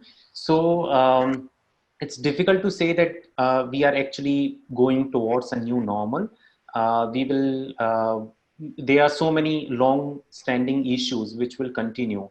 And I would like to bring to your attention to those things. But let me give you like one idea. Okay, so the basic important part is that if we are not able to do better things as a country, as a community, or as a UN, at least don't create solutions with intended consequences in long term. And COVID is just one example of it, why something started, why it was not addressed at the right moment, and then it created a very, very huge intended consequences in long term. And there are many more. Certainly, we need more kindness, we need more systems thinking, and definitely having better narratives and dignity for young people. I think that has been, taken into consideration, but very for granted way. There are many specs which I can give you why something went one way or another way. I think the one important reason need to see is that we are 1.8 billion young people in this world, and our dignity, narratives, and inclusion are always decided by these short-sighted and temperamental member states, and then UN just starts conforming to that. So instead of changing that narrative or being there as a guardian of certain values, it just dares and start conforming. I give you an example. So between 1970 to 2001, it's a span of 31 years, and there were just 5 UN Security Council resolutions on countering terrorism. And young people were primarily being seen as a victim of violence. But after the 9/11 scene in 2001, there are 52 UN Security Council resolution on counter-violent extremism or counter-terrorism. So 52 resolutions in just 19 years so far. Like 52 and 19 years, just that. So now you see suddenly these young people, or especially young men, have become the perpetrator of the violence. And isn't it frustrating to see that all the youth and that here all of these people and seeing them as a terrorist or potential violent extremist instead of a key contributor to peace building? But UN just aligned to it. Like, even though when member states were coming with this this approach, the UN didn't safeguard what it's creating in the long term. And over the period, there hasn't been any resolution on kindness or empathy. You can check it. So why, if we really want to stand for peace and global peace, why kindness and empathy is not important, but countering violent extremism is important, so that you have so many resolutions. And this existing structure, actually, you will see that it has changed the terminology in use itself. Another idea, if you really want to see, is that young people have been able to do a lot of work without even getting support of member states or let's say UN itself. Almost all the grassroots campaign that young people are doing, or the non-formal education initiatives that young people are doing, I think that's something that need to be supported more by different structures. If I quickly get it right, what you're really talking about is the fact that even today, while there is such a big population of young people across the world, the decisions that are being taken are not as inclusive as they should be. Young people are often seen as probably the people who will suffer the most, or will be perpetrators of violence, and so on and so forth, and they're accordingly dealt with. I'm also very cognizant of the time. I want to quickly get Ambassador Mukherjee on this. And I want to go back to the question that I had asked Ambassador Mukherjee, which is that, there is a huge debate about the fact that COVID has deepened or at least highlighted more inequalities. And again, having been somebody who has not just seen the UN inside out, but also seen how member states respond, what should peace building efforts in a nation with such diversity and a world with such diversity look like and be led by a body like the UN? But if you're talking about a post-COVID scenario, or you're making a general question? A general question about the scenario that we're in right now. Well, first of all, COVID has actually hit the poorest and the most vulnerable the worst. So if we are talking about a new normal, it will merely mean that some people will become richer, and those are already the very rich. As far as the poorer and the most vulnerable part of the population is concerned, as we saw from Larissa's very, very moving pictures about the Chittagong Hill tracks, which I know very well, the whole point is that those who are vulnerable and who are not able to look after themselves in such a pandemic go into an even more impossible situation. In a developing country where the pandemic hits the GDP, the economic growth, etc., then there is huge pressure to open up the economy so that the most vulnerable become less vulnerable and go back to work. In that process, you are also opening up the general population to a bigger pandemic and more deaths. So there is no easy answer to this question. And therefore, I am extremely skeptical as to whether we would go back to a better world once this is behind us. Now, if you're talking about, and somebody made a very interesting remark, I think it was my friend Renata, when she talked about the fact, and she's right, that the UN was not there as the global policeman. But the UN has actually built into various systems, including the various human rights conventions and treaties, committees and watchdogs, which do create pressure, like the Human Rights Council, for instance. And she's absolutely right about the UNDP index. There are so many ways, without naming a country, that you can shame a country. So if a country is claiming to be having a big presence internationally, but has very poor position on a particular index, that itself is a huge pressure mechanism. Now, one more thing which you need to keep in mind, Anshul, is that the pandemic has also hit women very badly. And why do I say that? Domestic violence has increased.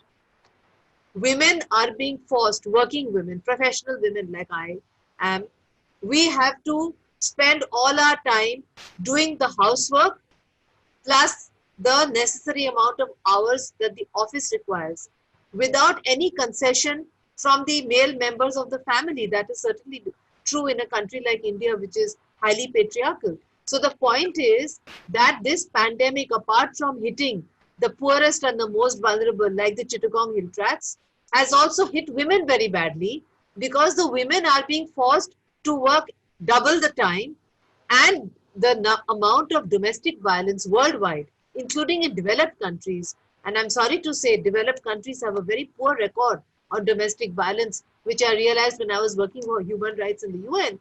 And I'm not going to name any countries, but they have a very poor record, and that record has got steadily worse. So actually, the only silver lining is that the vaccine comes out and we make it available speedily to the most vulnerable, the poorest, and to the women. That's the only way, in my opinion, that we can even somehow think of going back to normal. So I'm sorry to sound so pessimistic, but sitting here in Delhi, I can tell you it has been a very big hit also for women worldwide, globally. Absolutely. Absolutely. Thank you so much for that, Ambassador Mukherjee. I want to now quickly ask our technical team to show us the results of the poll question that we had asked. We had asked, do you feel with the new normal COVID has brought in, there is hope to build a better world?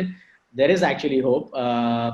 70, close to 70% young people feel that yes, we are more resilient and empathetic now. That's a very interesting point that the audience has really brought in. And when we're talking about empathy and we're talking about kindness, and Mridul, if you can quickly jump in on this as well, you also spoke about empathy and kindness. There is a very key role that education can play in inculcating kindness from the very beginning for a young person, right?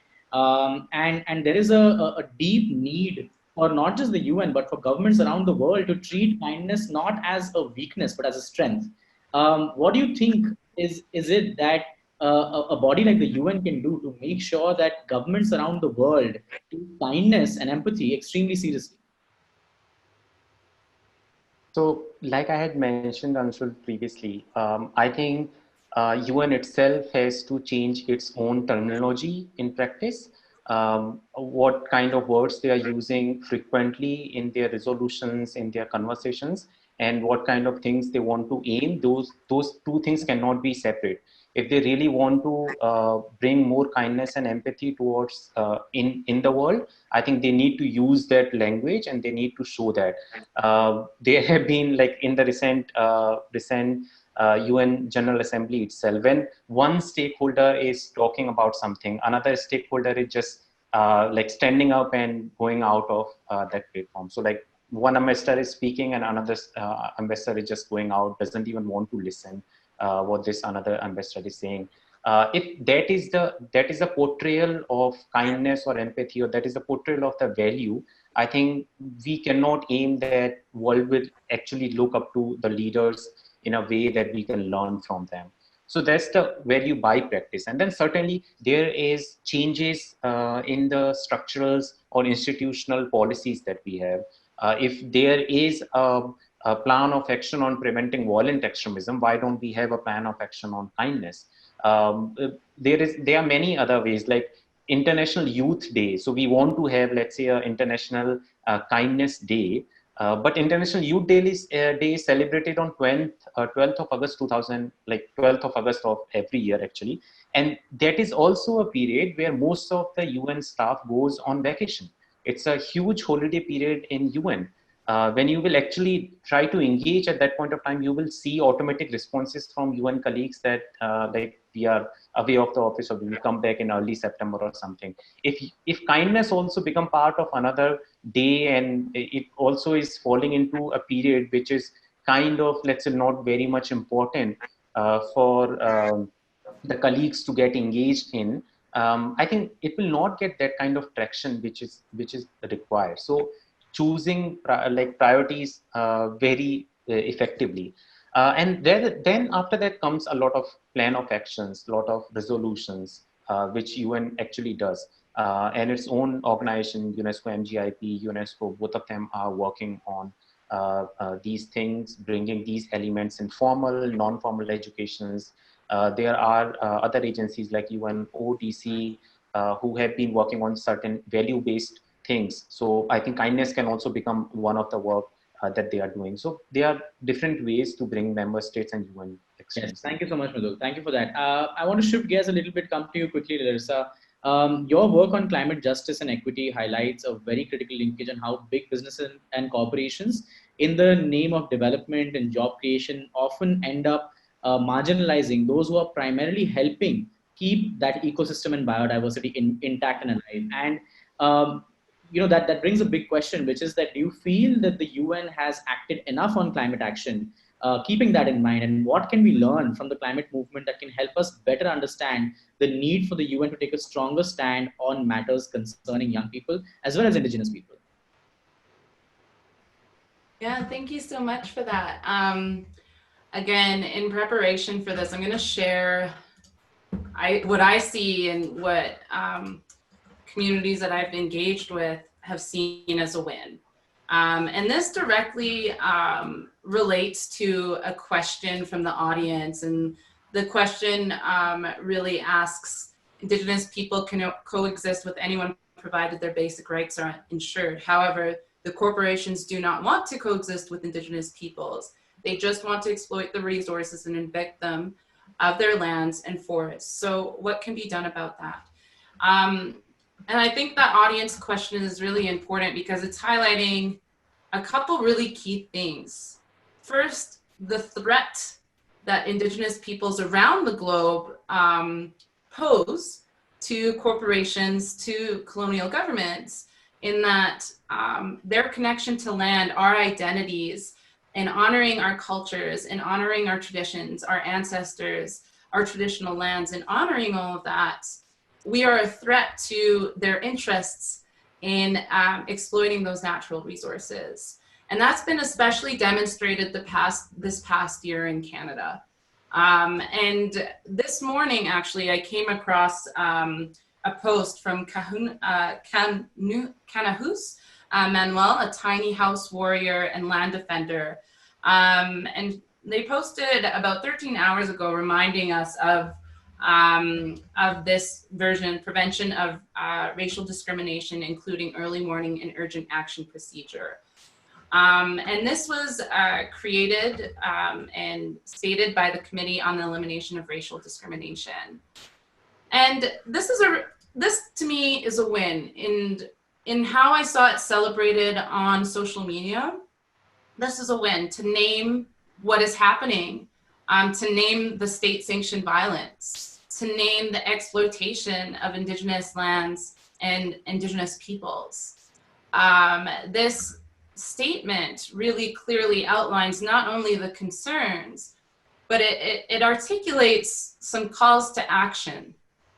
And so in going back to what's been said by Ms. Renata and the ambassadors, there are so many limitations to the accountability piece. I feel like this is a win and a step forward in the right direction when we're talking about accountability. There is more to be done, but within the scope of what we see right now, I consider this a win, and I know many others have considered something like this a win, particularly because of where it's coming from, the Committee of the Elimination of Racial Discrimination. And this really recognizes the intersection of climate justice work and racial equity work, in that we cannot have one without the other. We need to get more comfortable talking about this and the intersections between racism and climate change if we are to actually make progress.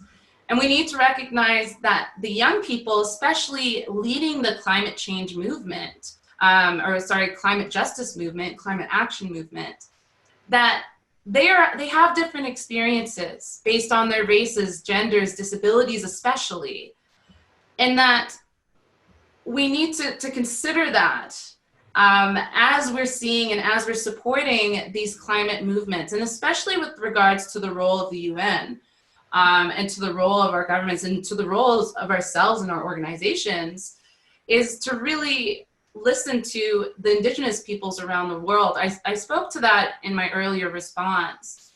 But to not only listen to us and to what we are seeing, but to uplift our platforms and to meet the responsibility of doing so by supporting the safety of these youth. Because again, we are not all engaging in climate activism in the same way with the same circumstances. And because of our cultural identities, our racial identities, we are perceived as different kinds of threats, where our messages are accepted differently because of how we present, because of who we belong to.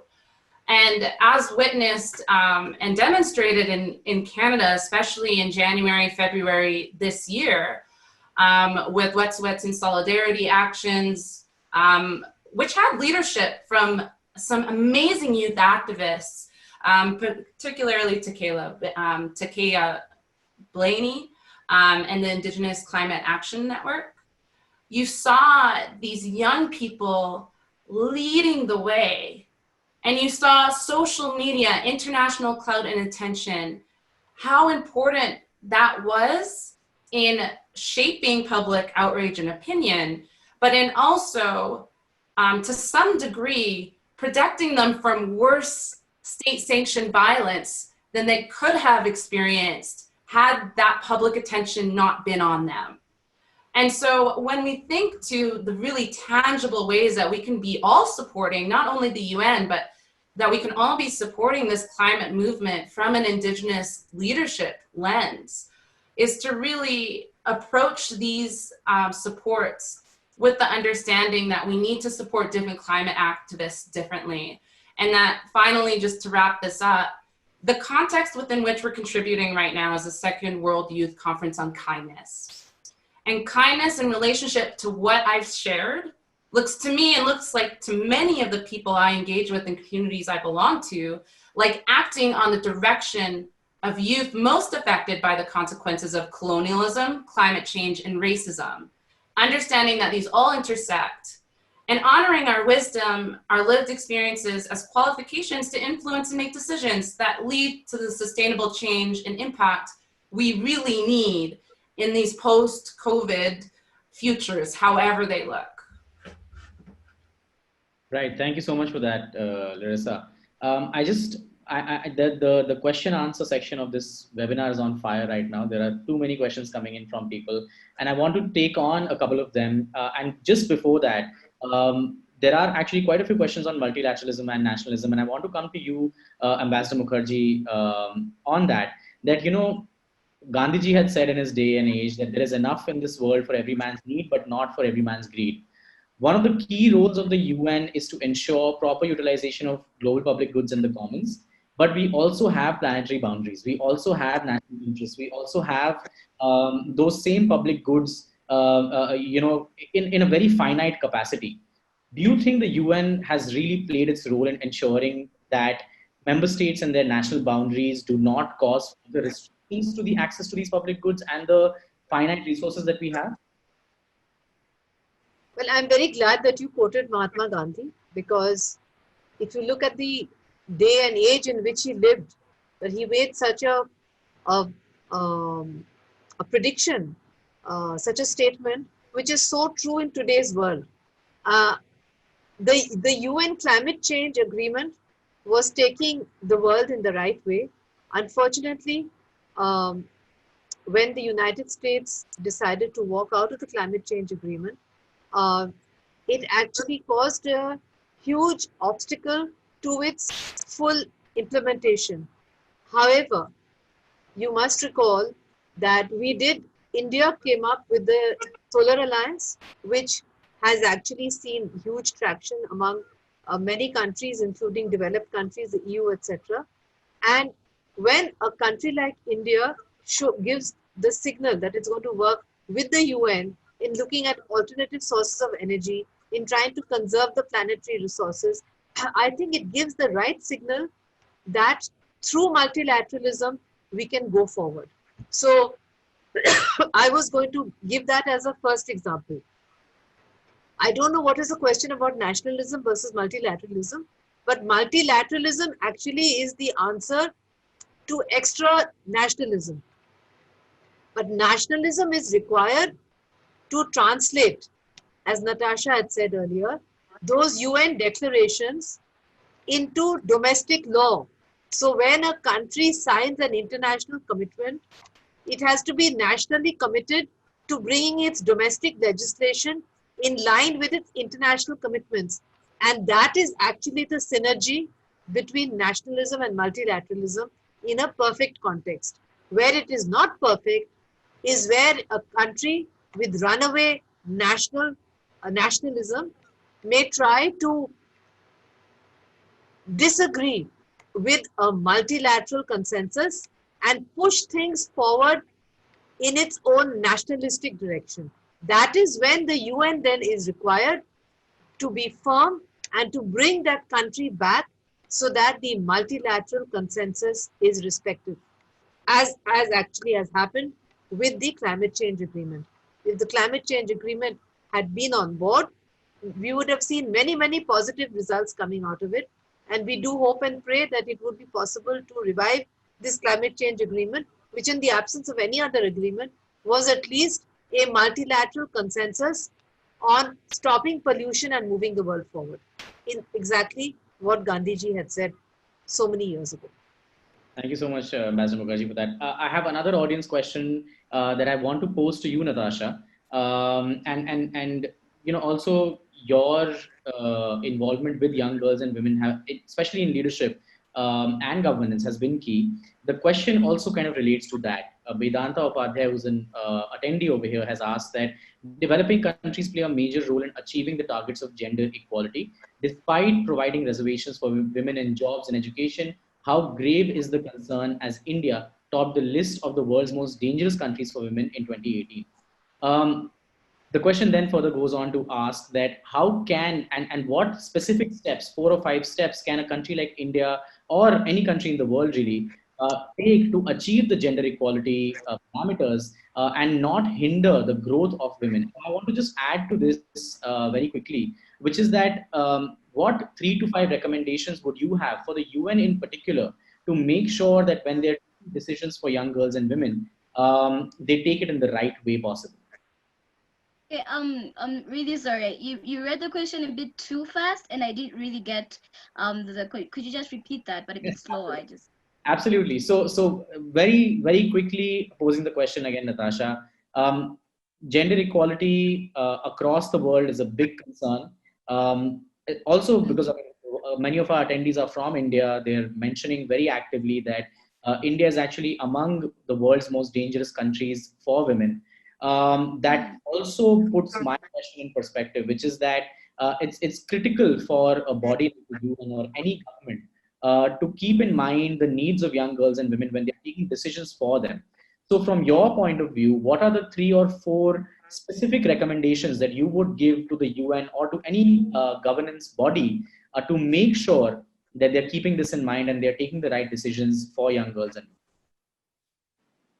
Okay, thank you so much. I think one of the key things that has to be highlighted is that the use of gender equality. And when we talk about gender equality, we're talking about it's different from just female empowerment or male empowerment alone. It's about bringing both genders to a place where both of them are able to achieve and accomplish and even discover their full potential firstly, and actually utilize that to change the whole world. And so one of the key recommendations that I would really, really love to bring on board is looking at the generation we're living in now and ensuring that the cycle ends with the generation that was before us, because there are many young people today, many men, many women who are coming together as partners to ensure that we can achieve gender equality, and that has to be supported. However, one thing that also needs to be really brought into the process is ensuring that both of them are equally invested in and both of them have opportunities to discover their full potential. And the best way we can honestly do that is to invest heavily in the education system. And I know that the education system is the biggest system that, you know,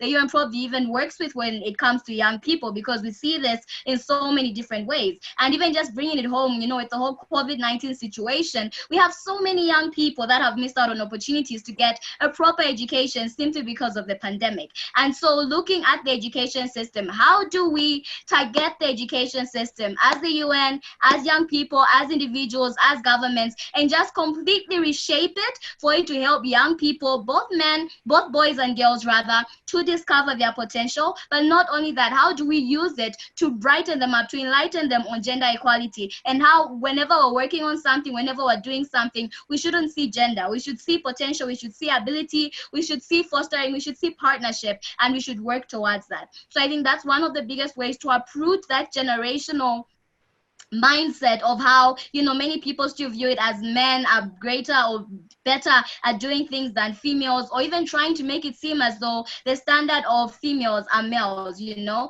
the idea should not be to make girls like men, it should not be to make girls like boys. The idea is to help them realize that they are capable in their own state, and the only way we can really, one of the best ways we can do that, not the only way, but one of the best ways, is to get education and make sure it's accessible by redesigning it for them to discover and know that this is where their potential lies, and this is what their potential is, and this is what they can do. Another key thing that I really love is how I have noticed, for instance, that in India, it is, of course, a very dangerous place, and it is very sad. And one thing that I've really noticed is that there are women who still go on the, you know, they go hard for other women. You know, we have women that are structuring different movements in India, and I've interacted with them before, and they, you know, organize how they're just going to help mothers get out of this space where they feel as though they can't do much with their lives, and help them even with, you know, like financial aid and all those things. But then one of the biggest complaints I've seen is that despite doing all that, the women still end up just going back to wherever they are from, and, you know, like, it's because of what society puts on them and the pressure.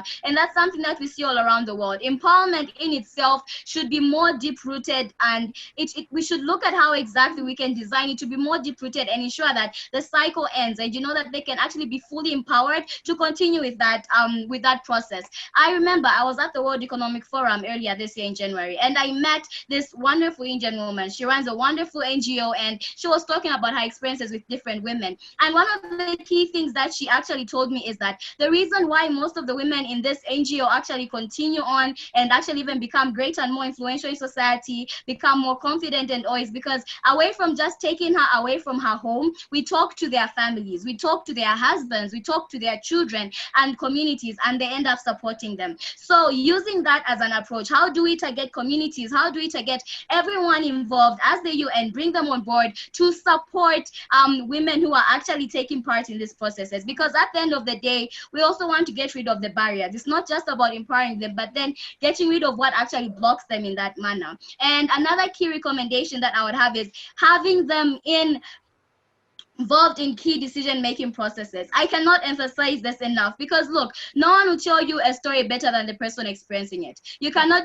no one will know what Natasha has gone through if I don't tell you what Natasha has gone through. And if we do not bring them on board to make those decisions, if we do not bring them on board to actually, you know, have a light and have a voice to be supported, that's something that we're going to lack out on. We will not know how to navigate or where to go. Another thing, and I can see also buzzing in the chat, but another thing that I'm really keen on as a social accountability monitor is data and information. We need to look at the ground and see how far this has gone. What exactly is the situation on the ground? What are the numbers looking like? What are the statistics? And then creating a roadmap as to how we can actually address these issues. Without such information, it becomes difficult to get an actual issue and even make it more specific in a sense. And then another thing is support and involve and invest in women and all the things that they're running as well as girls. And I have seen this. We have more and more girls on the rise today. Running different NGOs, foundations, movement. I ran a foundation on my own. I started when I was 18 last year. I ran a foundation,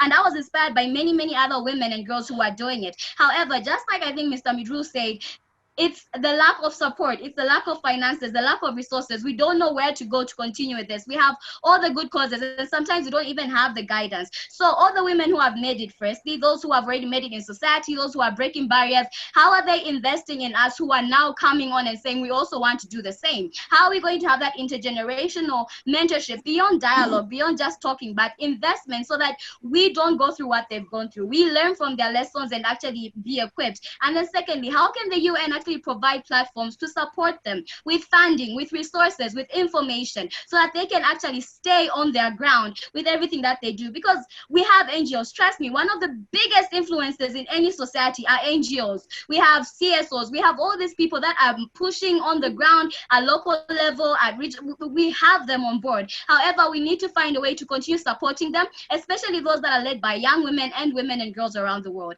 And this in itself is also going to encourage other people to continue with decision making. And I think lastly, I think lastly, one of the important things that we also need to talk about is how governments themselves talk about, you know, like the whole power struggle, and how sometimes women, it's sometimes really complicated, because on one end people will say women are not, you know, wanting to take on stage, they're not wanting to take on the opportunities of, you know, power, taking out of power, and, you know, like they're not confident or they don't have enough support. On another hand, the biggest challenge really is just that the mindset of patriarchy and how it's governing the world is a big thing that we need to break a barrier on. And so we need to look at governments coming on board and sitting down and saying, look, these women do have the power, do have the potential, do have the abilities, and we need to give it to them.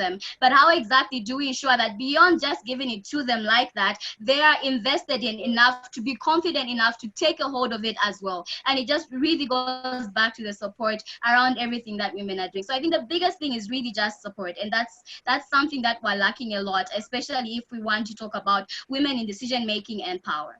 Thank you. Absolutely. And I'm also very cognizant of the time. We're actually at the last 5 to 10 minutes of our discussion right now. And I would love to actually get Ms. Renata and Ambassador Mukherjee to respond to what you said, Natasha. And also for the rest of the panelists that we have, Mridul and Larissa as well. I would love to open the floor to you as well. If you have questions for Ambassador Mukherjee or Renata, now's the perfect opportunity to ask them as well, or even expectations that you would have from them. So the floor is all yours. But Renata, would you like to quickly respond to what Natasha just spoke about?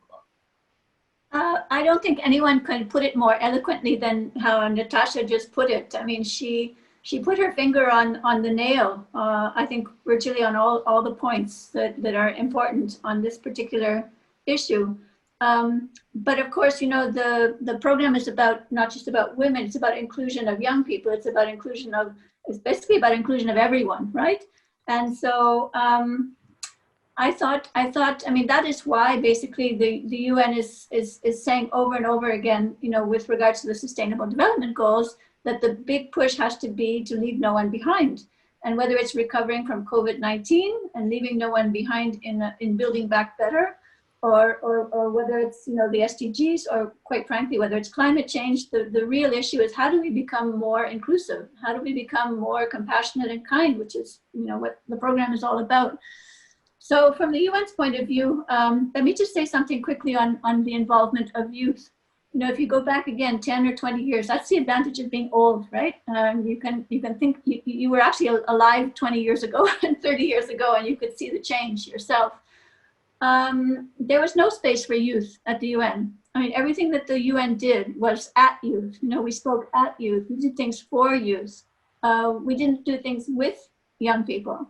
And that has changed dramatically. And for the UN to change, I mean, it's a very, very big ship, and all big ships take a long time to change. So the fact that, for example, the Secretary General now has a youth envoy, which he's using to try to keep the spotlight on the voices of youth, how youth experience, you know, the world around them, and advise the UN, I think is a very important thing. The UN's Economic and Social Council has also established a youth forum, so that our development planning is informed by, you know, the ideas and suggestions of young people as they see them. There are other, you know, other platforms as well that the UN has created. I'm sure they're inadequate and they're not enough, but, you know, even for example, in the domain of climate change, there's been some big steps forward. There's a constituency status now for youth NGOs, allowing them to actually participate in the meetings. And last year, don't forget that the Secretary General at his climate summit, he had young people actually addressing directly heads of state and government. And I know a lot of heads of state and government were not happy about that, but he did it anyway, because youth were more eloquent and more, how should I say, more impactful than adults, at least on this front. And before the actual climate summit, he had the first ever youth climate summit. So you can see the UN is recognizing, particularly in this field, but there are other fields too. And here again, I'd just like to say, I really would like youth to play a bigger role, pushing the UN, pushing member states on the issue of artificial intelligence, on the issue of social media, on the issue of biotechnology, because the moral and ethical norms are not yet set for that. And this is critical. Yes, I'm really sorry to quickly jump in, but Mridul actually has a question for you. So Mridul, the stage is yours. Sure, thank you. And thank you, Renata, for actually emphasizing more on youth participation. And your vision is also the same. We young people are also asking the same. So just give you a context. We got this United Nations Security Council resolution on youth, peace and security in December 2015. It has been almost 5 years. And over this 5 years, India just have one national consultation on youth, peace and security, which was happened in, I think, August 2017. So if UN is actually willing to push this agenda more and do more in cooperation, what will be your one priority in next few years in India for youth, peace and security? Well, I think it's the same for every country. It's not, not just in India. I think there needs to be some more breakthroughs on how youth can participate meaningfully in issues that are going to affect their future. And that means some kinds of platform through which youth can be consulted and express themselves. Of course, youth will not be able to get everything that they're looking for, but at least if there's some dialogue, particularly on issues that are going to affect them more than they're going to affect us old people, because of the nature of the issue, like climate change and a few other things as well, many other things actually. It's up to each government, how they, and their receptivity to move forward. But I would say that if we can find a platform, and let's look at, for example, the Generation Unlimited platform that was established at the global level to basically put a spotlight, an intersectoral spotlight on the issue of preparing young people for jobs, because that's such a critical preoccupation of many youth these days. Excuse me. I think there in India, we've established the India chapter, which is the UA, with the government, with business, with young people who actually are not, how should I say, they are part of the governance structure of the initiative. So they're guiding it from the inside. Every meeting, every board meeting that we have young people on the board as equal board members, talking with us on what the next step should be. So I think this is a good example, for example, of some of the things that need to go on in other sectors as well. Yes, again, I'm very cognizant of the time, but I know Larissa has a question and Natasha also has a question. So if we can just ask the question very briefly, very quickly, and a brief response to that, and then we can move to our concluding. Thanks. I have, one question to either senior. Quote from Audre Lorde, "It's not enough in a racist society to be not racist. We must be actively anti-racist." So in this rhetoric of kindness, which we have been brought here today for, what is one thing that needs to be put in place to ensure we don't resort to just being nice to each other, this rhetoric of just being nice to each other, and continue to be critical in what we need to do in order to get to a more equal and not racist society? Ambassador Mukherjee, would you like to go first? Anshul, you're muted. I actually had some points with regard to the women's issue, but let me first answer this very important point which has been raised by Larissa. I think the most important thing as far as racism is concerned is that it has to be outlawed through law, through national legislation, which has to be implemented by the law enforcement authorities. And therefore, the whole issue of kindness should not then descend into a kind of racial patronizing approach that these people we need to be kind to them because they've been discriminated, etc. It has to be based on equality, which is guaranteed by law. So that is my answer to that. But I would like to very quickly make this point, which was raised by several people from your audience, as to whether India is become the world's most dangerous country for women. And since I have addressed this many times and I have spoken about it at length, I'd like to first say that India is not the most dangerous country for women, but in India, we have developed public awareness because we are a democracy about the great dangers to women due to the inherent existing inequality of the system, despite the fact that the Indian Constitution is totally based on the Universal Declaration of Human Rights, and all the rights of the Universal Declaration are contained in Article 19 of our Constitution, which brings me to the next logical point. Why is that so, and how do we handle it? Well, as far as domestic violence against women is concerned, unfortunately, there are countries, including the country where Larissa is sitting in, where domestic violence has actually crossed all limits. Now we're talking about rape, gang rape. Unfortunately, the whole issue of rape has been used throughout centuries as a weapon of war. And the UN is cognizant of the fact that using rape as a weapon of war is a kind of genocide, and we have outlawed it. Now we come to the whole issue of how to handle rape in India.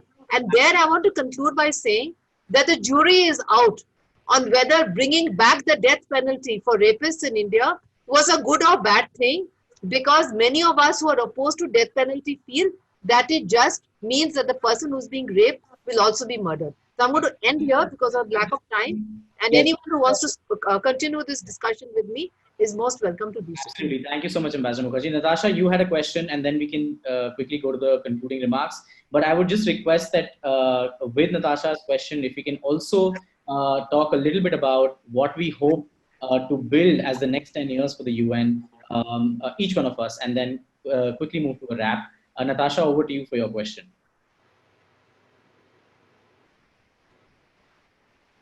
Okay, I think there is a connection problem probably. I'm not able to see Natasha on the call. All right, I think we're actually over time at this point. And I'll just one by one, starting with Larissa, Mridul, then Renata, and then Ambassador Mukherjee. If we could very briefly just sum up what we see as the next 10 years, as the future of the UN, particularly with regards to working with young people as well. So Mridul, over to you first, and then Larissa, Renata, and then Ambassador Mukherjee. I can just hope that UN will be having more value-based and systems thinking decision-making in the next 10 years. I can see in the next 10 years a shift towards acknowledging really diverse worldviews, cultural worldviews, lived experiences, and identities as being qualified to inform and make decisions at national and international levels. And I also see Natasha is there. Natasha, if you can also quickly jump in, the next 10 years for the UN, the hopes that you have, very briefly. Okay, thank you. I wasn't able to ask my question, but I think for me, the biggest thing that I would really, really love to see with the UN in the next 10 years is how exactly we can actually invest and involve young people in decision making, because honestly, they are experiencing problems, real life problems in the now time, like in the now. And it is both your experiences and your living experiences now as well as ours that we can bring together to actually solve those problems. And one thing I would really like us to just reflect on is, we talked about how member states are really, being representing young, they're not as representative of the people as they ought to be. So how can we actually involve people in societies, young people, women, men, that can represent people properly and bring home the solutions that we're trying to bring in different countries as the UN, as individuals, and at different societies. So for me, really, it's just invest more in young people, in their abilities and in their decision making. And then let's think about how we can reshape the UN for it to be about everyone else out there, away from just governance and governments not being able to fulfill their roles. Thank you. Thank you so much, Natasha. Actually, Ambassador Mukherjee, would you like to go next? I would just like to say that in the next 10 years, I really hope that the UN governance system will have reformed itself so that we have a fairer distribution and representation in the UN Security Council, that we have a better representation for women and minorities and disabled and vulnerable people and the indigenous within the UN system and the youth. And I do hope that the decision-making process will become more democratic so that what the General Assembly says with its full might is listened to by the permanent members of the Security Council. I really hope and pray that we would go in that direction, because if we do not, then I'm afraid that 10 years from now, we would be discussing these very same issues. I may not be here because I'm very old. There would be somebody else in my place, but we would be discussing the very same issues again 10 years from now. So I really do hope that it will reform itself. Thank you. Thank you, Ambassador Mukherjee. Renata, over to you. Well, I think the previous speakers have taken the words out of my mouth, so to speak. Three things: definitely reform of the governance structure of the UN, starting with the Security Council, but not ending there. Has to be more inclusive, has to be fair, has to reflect the world society. Second, I would say that, we've entered a moment in history of intense divisiveness. And I think it's dangerous. And even, how shall I say, even well-meaning people are sometimes, fall into the trap of some of this divisiveness, because it's so almost second nature to social media and to other systems around us. So I'm concerned about that. And I would hope that the UN can play some role to try to address this issue of big divides, big divides that just want to clunk heads as opposed to work things out. And we need bridges. And I hope that the UN can bring back this bridging function that is so needed. And on that note, let me just conclude by saying that I hope that, within the next year, we will get a kindness day, that kindness day will become a kindness movement, and that the UN can play a big role, as Rito was saying, changing the language, changing the way we approach things, and taking a high ground.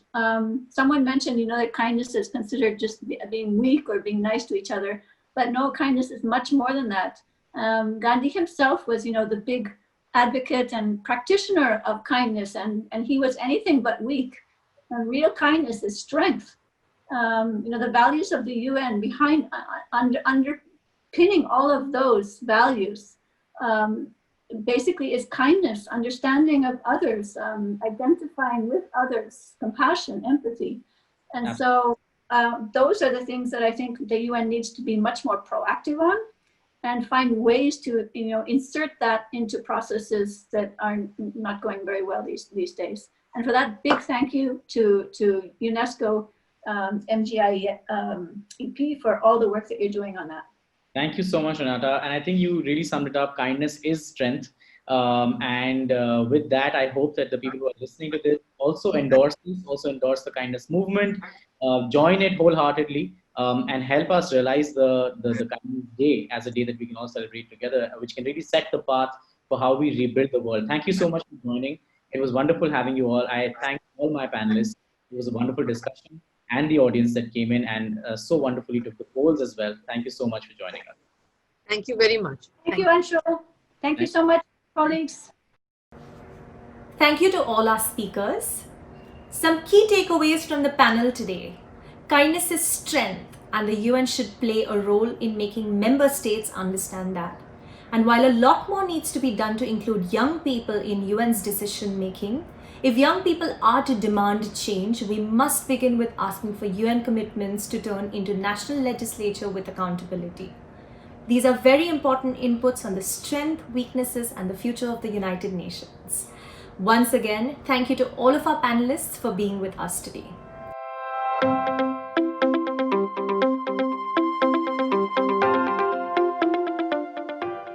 This next performer wears his values on his sleeves literally. He supports sustainable fashion and is on a mission to save the rainforest.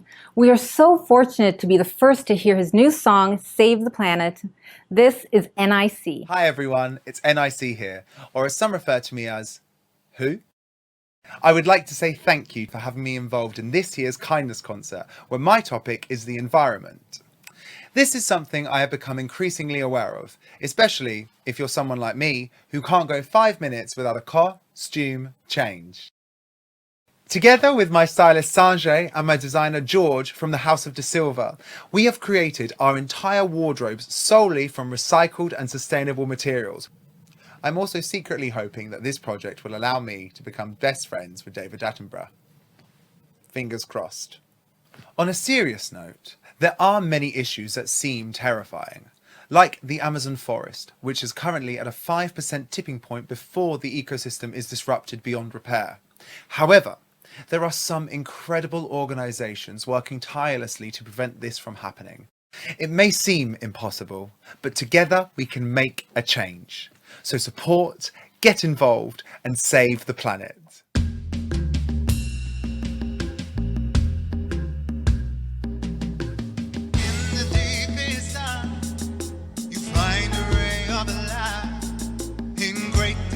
The strength to feel alive.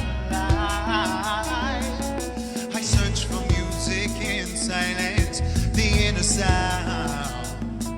I was walking, feeling pain and loneliness. When somebody came and took my hand, suddenly every noise stopped and someone started to sing. Embrace that song from within. Anyone can hear it when we sing.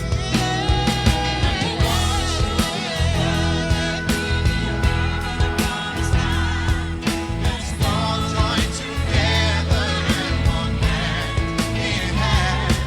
Let's sing, rejoice, and praise and change this planet. Understand with love, with music, break the silence, save the world we love. When somebody came and took my hand, suddenly every noise stopped and someone started to sing. Embrace, let's be yours. That song from within.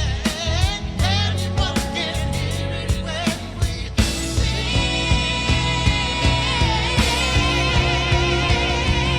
we wanna show the world that we believe in a promised land.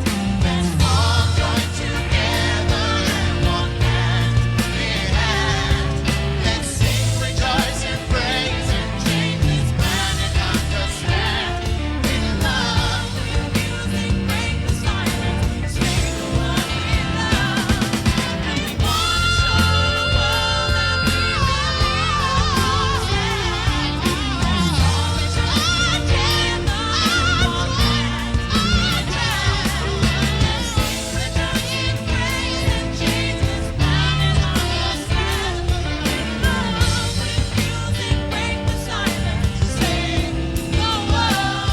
we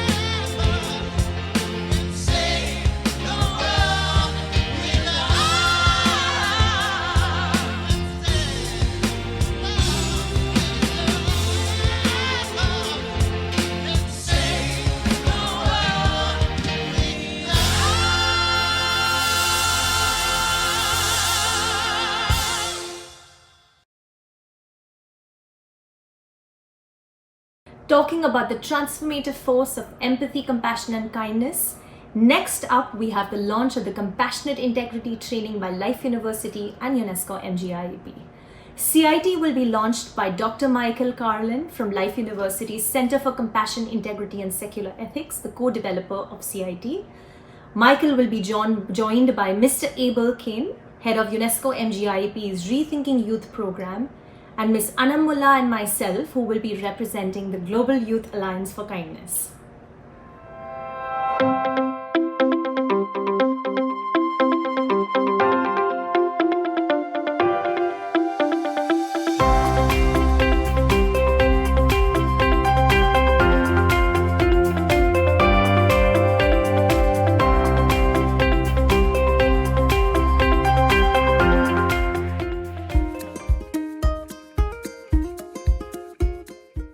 Hello, my name is Michael Carlin, and I'm an assistant professor of psychology at Life University and the associate director of the Center for Compassion, Integrity, and Secular Ethics.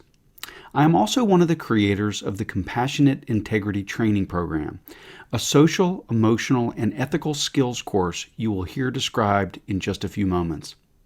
We created CIT 4 years ago to try and make the world a better place by helping individuals become more self-compassionate and compassionate towards others and help them to build more compassionate societies. Initially, we designed CIT to be taught face-to-face in small groups over the course of 10 weeks. Our goal, however, was to make it scalable, to have it become viral in the best sense of the word. Therefore, we developed a facilitator training course to enable others from around the world to share CIT face-to-face in their communities.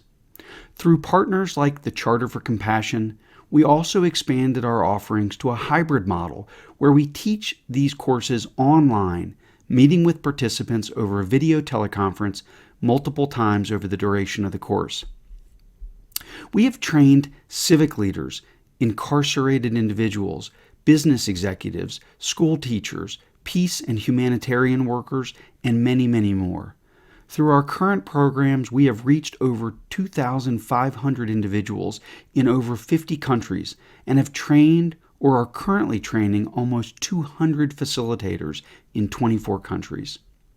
Today, I am excited to share with you a new version of the course built in partnership with UNESCO's Mahatma Gandhi Institute of Education for Peace and Sustainable Development that is completely self-directed, enabling thousands of people to take the course simultaneously.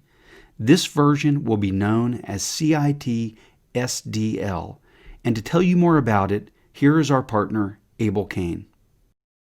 Thank you, Michael. Namaste, Bula, and greetings. My name is Abel Kane, and I'm the head of the Rethinking Youth program at the UNESCO Mahatma Gandhi Institute of Education for Peace and Sustainable Development. Today, we find ourselves surrounded by severe challenges such as the global COVID-19 pandemic, climate change, racism, unemployment, mass immigration, rising regional conflicts, just to mention a few. And it's always the youth, between 18 to 34 years old, especially young women, that are the most affected. As a result, staggering numbers of young people are resorting to harmful activities in order to cope with the stress, depression, and anxiety that they often experience. Many completely give up and commit suicide. Founded in 2012, UNESCO MGIEP's vision is to mainstream social and emotional learning into education systems, providing 21st century skills such as empathy, mindfulness, compassion, and the discernment of critical inquiry so that youth are well equipped to maintain a healthy resilience and effectively contribute to the development of peaceful and sustainable societies. As part of the Institute's various initiatives, we partnered with the Center for Compassion, Integrity, and Secular Ethics at Life University to develop and offer a self-paced, digitized course on compassionate integrity training that we call CIT SDL. We previewed the first skill of CIT SDL on calming body and mind on September 21st, 2020, on the United Nations International Day of Peace, and we currently have over 1,000 youth enrolled. I'll ask Michael to tell you how the course is structured. People often think of empathy, compassion, forgiveness, and gratitude as values that we either have or don't have. But compassionate integrity training is an advanced resiliency-based program that promotes these human values as skills that can be developed using well-researched practices. This training helps cultivate skills to calm our bodies and mind, become more emotionally aware, and learn to practice compassion for ourselves and others. What makes this training unique compared to other programs out there is that it helps us see how we can responsibly engage with the complex social systems to bring about a change in our society. This training is based on research in neuroscience, psychology, trauma-informed care, peace and conflict studies, and contemplative science. Socio-emotional competencies can be developed by cultivating 4 core skills, which include mindfulness or awareness, empathy, compassion, and critical inquiry. CIT covers these skills and more by taking us through the first phase of self-cultivation, where we develop the skills necessary for our own well-being, to then progressing to the second phase of relating to others, where we focus on skills that help us improve relations with others, and culminating in the third phase, where we focus on how we can play our part in making the world a better place. Thanks again, Michael. CIT SDL has been developed by a team of academic and field experts from all over the world, reflected in the diversity of our team here today. One amazing thing about CIT that I've been personally impressed by is that it's so dynamic. Our team is always taking into account and adapting to the innovative new ideas and the diverse needs of our CIT participants. I speak from personal experience when I say that this course has brought about a new insight into myself and how I behave. Thanks to the practices, I find myself using the techniques I learned in this course in my daily life subconsciously. But don't take my word for it. Let's hear from Anum and Anoki, 2 amazing members of the Global Youth Alliance for Kindness who took the traditional face-to-face student training course, and now they're qualified CIT facilitators moderating the learner community for CIT SDL. I'm Anoki Parekh, the co-founder of the SEL Lab that focuses on inculcating social and emotional learning at an individual and institutional level. A lot of my work in the last 10 years has been centered around SEL within regions of conflict.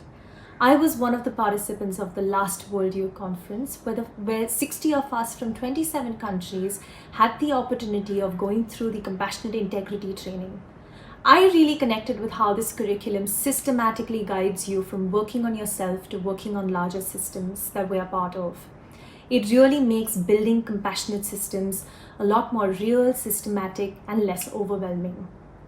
It just made sense to me because it was well researched and it gave us tangible skills that we could take back into our lives personally and professionally. Today, a lot of my work, whether it's in prevention of violent extremism through education in Kashmir and Manipur, or working with educators globally, the CIT curriculum has become very relevant and necessary. Also very recently, I jumped onto the Africa cohort with Anam here, and I think that brings me to my favorite part about CIT. Just by the sheer design of the program, it has connected us to so many people from the farthest corners of the world. It has expanded our worlds in ways we couldn't have imagined. And today, with the launch of the CIT SDL version, we will be able to reach hundreds and thousands of people from across the world with similar specializations, which will only help us collaborate and strengthen our work further. I am really hopeful because this only means that our network of global change makers is going to grow in unimaginable ways. Hello, my name is Anam and I currently live in New Delhi. I am a writer and an empathy and compassion cultivation facilitator. I am from India and from Pakistan, and I am also a very proud Canadian citizen. I spent my childhood in the Middle East in Jeddah, Saudi Arabia. And having always had to account for this culturally diverse perspective, time and time again, probably like many of you here today, I've come to realize that the continuing development of our emotional intelligence is directly quantified by our human ability to resonate with one another, to empathize, and to act out of compassion, not only for ourselves, but also for those around us. A few years ago, I wanted to further explore this particular thought, which is what led me toward a deeper study of empathy and compassion, and to figure out how to impart some of that knowledge in a way that would make sense. I became an active member of the Charter for Compassion, through which I later crossed paths with the Compassionate Integrity Training Program.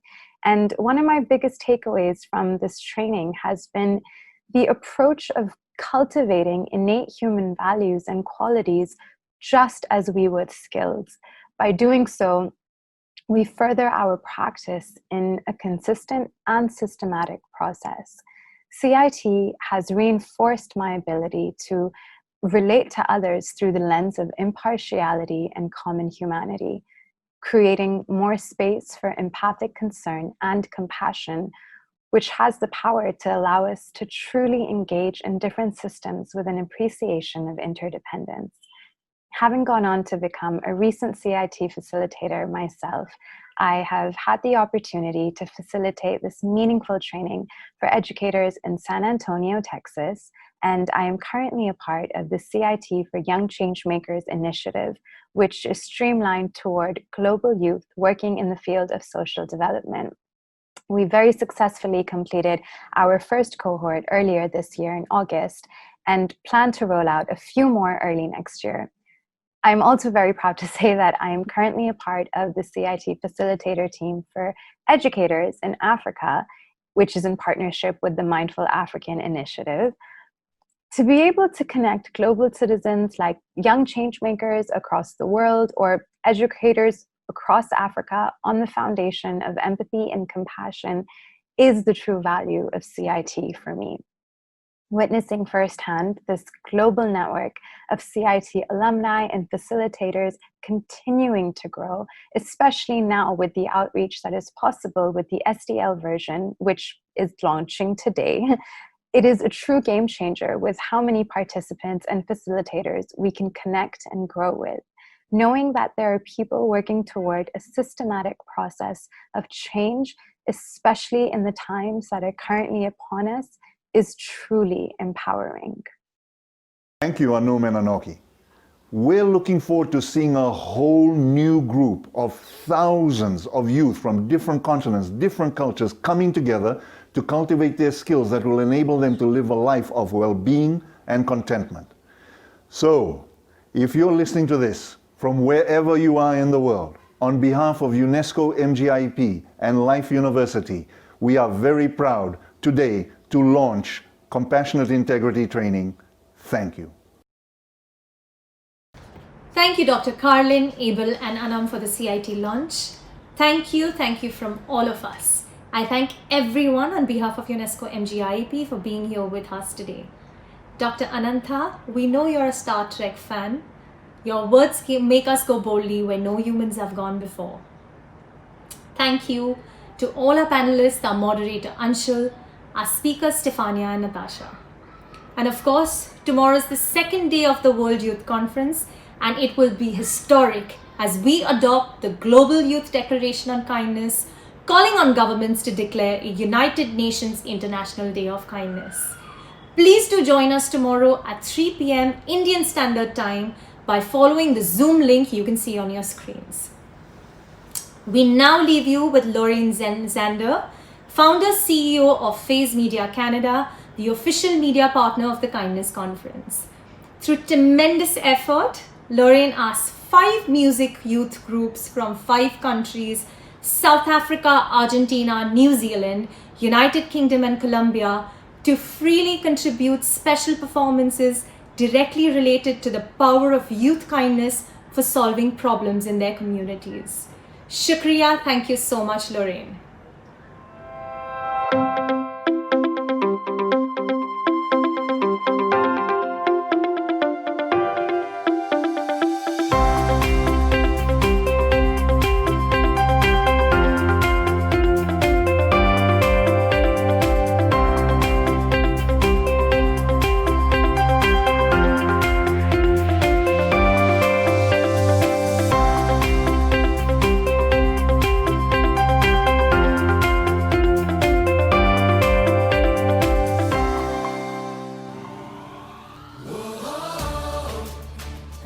Hello everyone, my name is Lorraine Zander and I'm the founder of Phase Media and the editor-in-chief of Phase magazine based out of beautiful Toronto, Canada.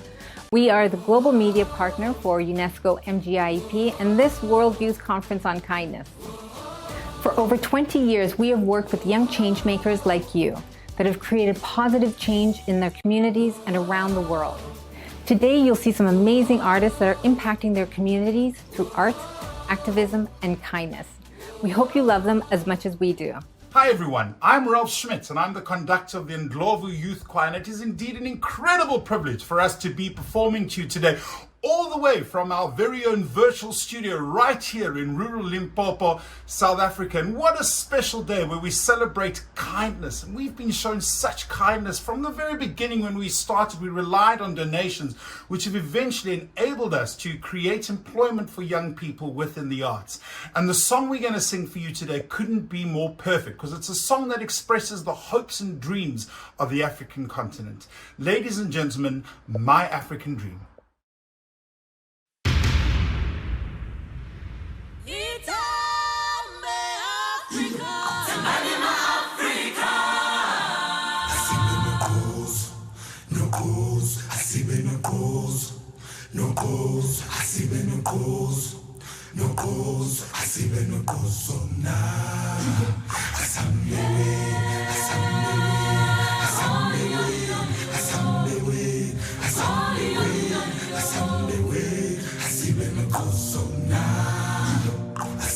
Sometimes alone in the evening, I look outside my window at the shattering night. I hear the sound of distant crying, the darkness multiplying, the weary hearts unite. All I feel is my heart beating like a drum, beating with confusion. And all I hear is a voice telling me to go, but I could never run.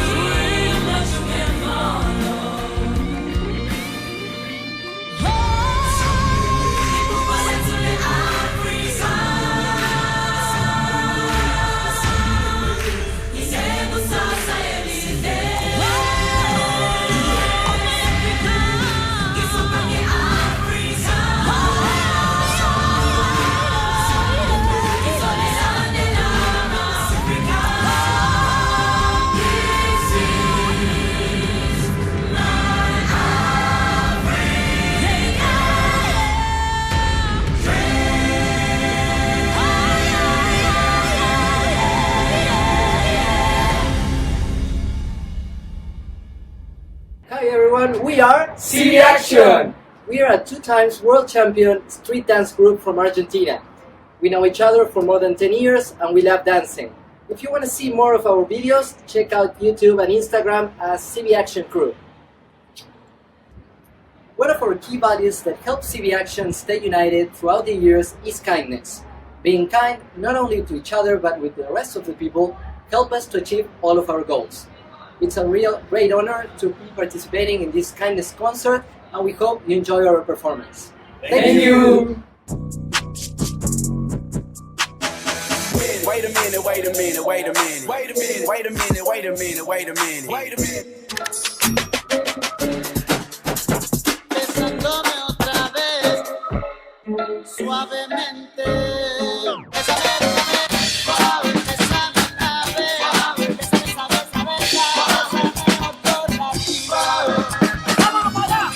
Pequeña.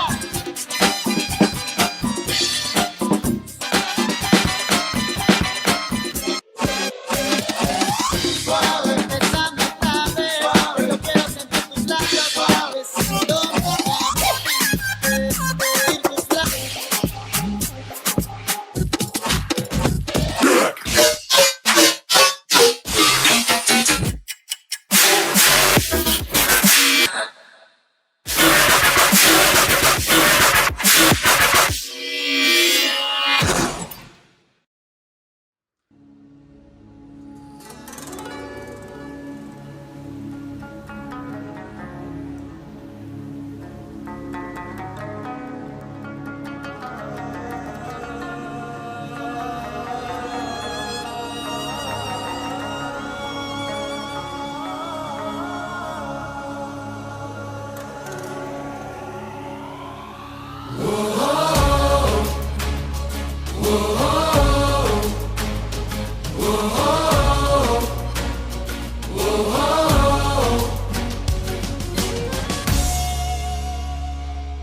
امید خانه را رنگین کمانی سازیم، عشق را درون خود یابه، نوید تازه را از سر جهانی سازیم، کینه را از قلب خود رانه، مهربان باشیم با هم، از دل بخندیم هر دم، شادمان باشیم با هم، زندگی کنیم در هم. It's time, let's do this, it's our time, let's do this, it's time to shine your light. Let's do this, it's time to shine your light. Whoa,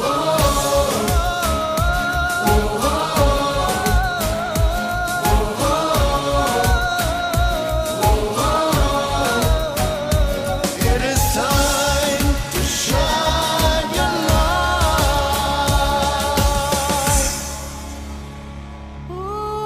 مهربان باشیم در زندگی تو، زندگی زیباست باشید امیدوار، قدر هم دانید، محبت ورزید، دل را به قام هم دیگر بستید، عشق و محبت سرمایه ماست، در راه خدمت باشید همانگاه.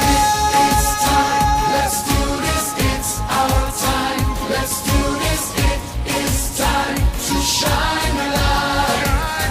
Let's do this, it's time to shine your light.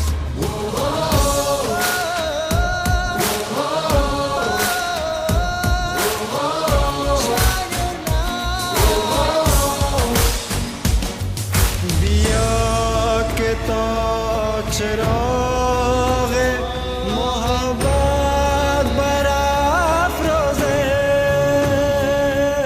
زندگی را با هم آسان بسازیم.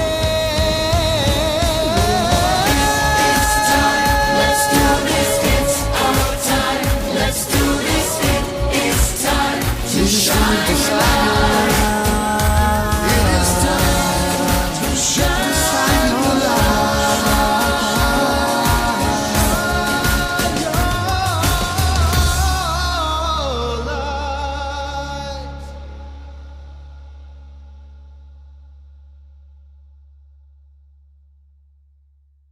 Hi everyone, it's NIC here, or as some refer to me as, who?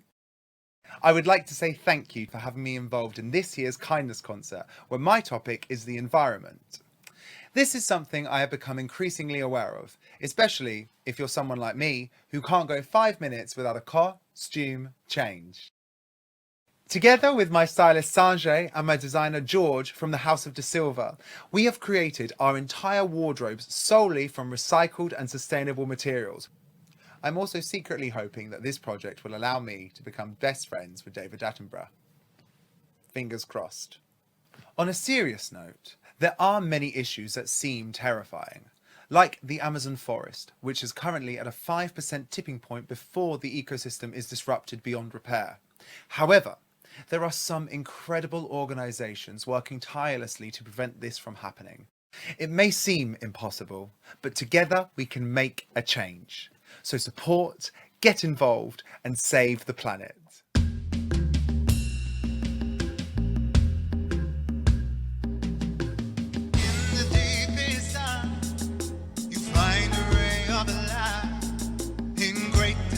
The strength to feel alive.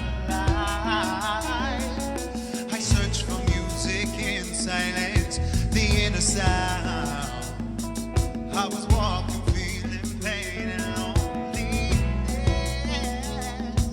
When somebody came and took my hand, suddenly every noise stopped and someone started to sing.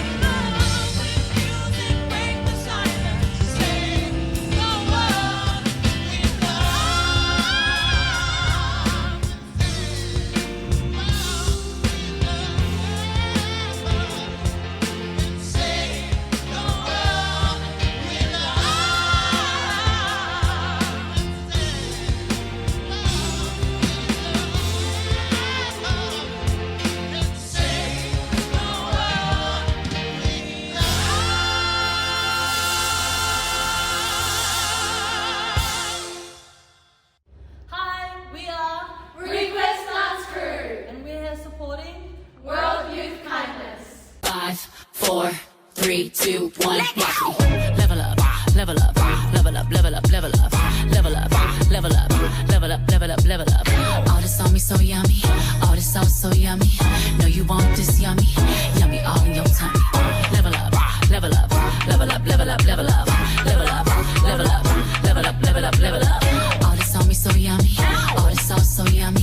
Know you want this yummy, yummy all in your tummy. Hi everyone, today we're going to be talking about the topic of kindness. This is something that I feel like we don't talk enough about, and especially with this year, with everything that's going on, the pandemic, I feel like kindness is especially needed. And yeah, so girls, what does kindness mean to you guys? Leah? Kindness to me means treating people how you want to be treated. Just going off of that, I'd say just keeping into thought that we never really know what other people are going through in their own walks of life. So keeping that in mind and knowing that a smile and a compliment can go a long way. And also just finishing off, kindness to me also means just being able to spread that bit of positivity and happiness and sharing that with others, because like I was saying, you know what everyone's going through, and just making the world a better place. And yeah. And at the end of the day, kindness is always remembered the most. So no matter who you've interacted with and what situations you've been in, at the end of the day, kindness is always remembered. Look how she doing that thing. Boom, bam, feeling the drum. Boom, bam, bass in the tom. Boom, bam, shake it like that, shake it boom.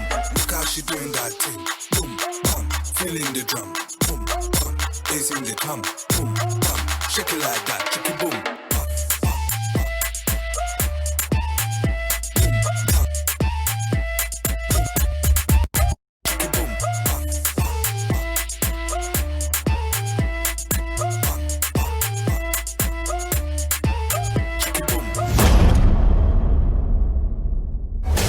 ¿Y el anillo pa' cuándo? Ahí, yo mami, arriba, abajo, arriba, abajo, arriba, abajo.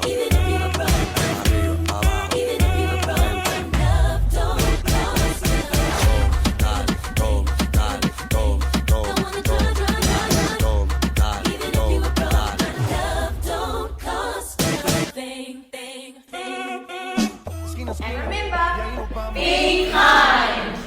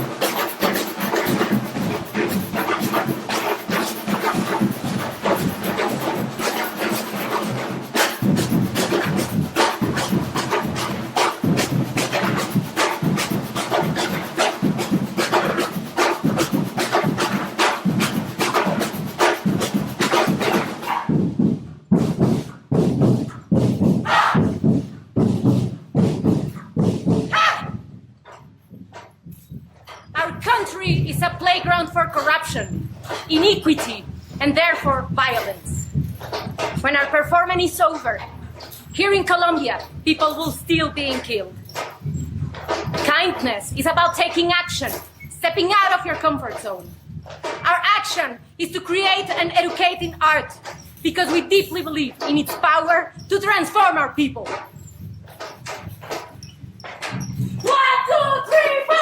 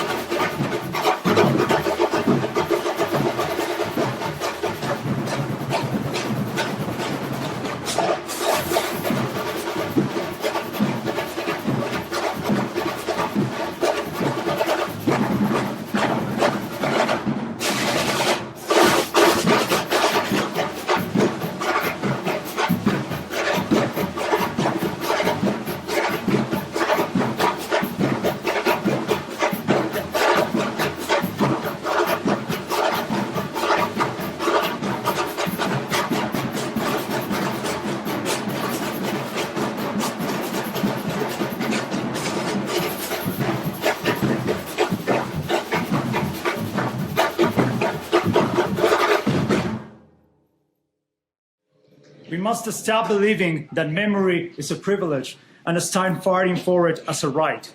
It's time for those who have the power and the voice to speak in the name of the forgotten. Don't sit behind a desk waiting for someone to do something for. Small deeds are change. Tocamos los tambores porque suenan más fuerte que las balas. Y así maquillamos la tristeza de alegría. ¡Tocamos los tambores porque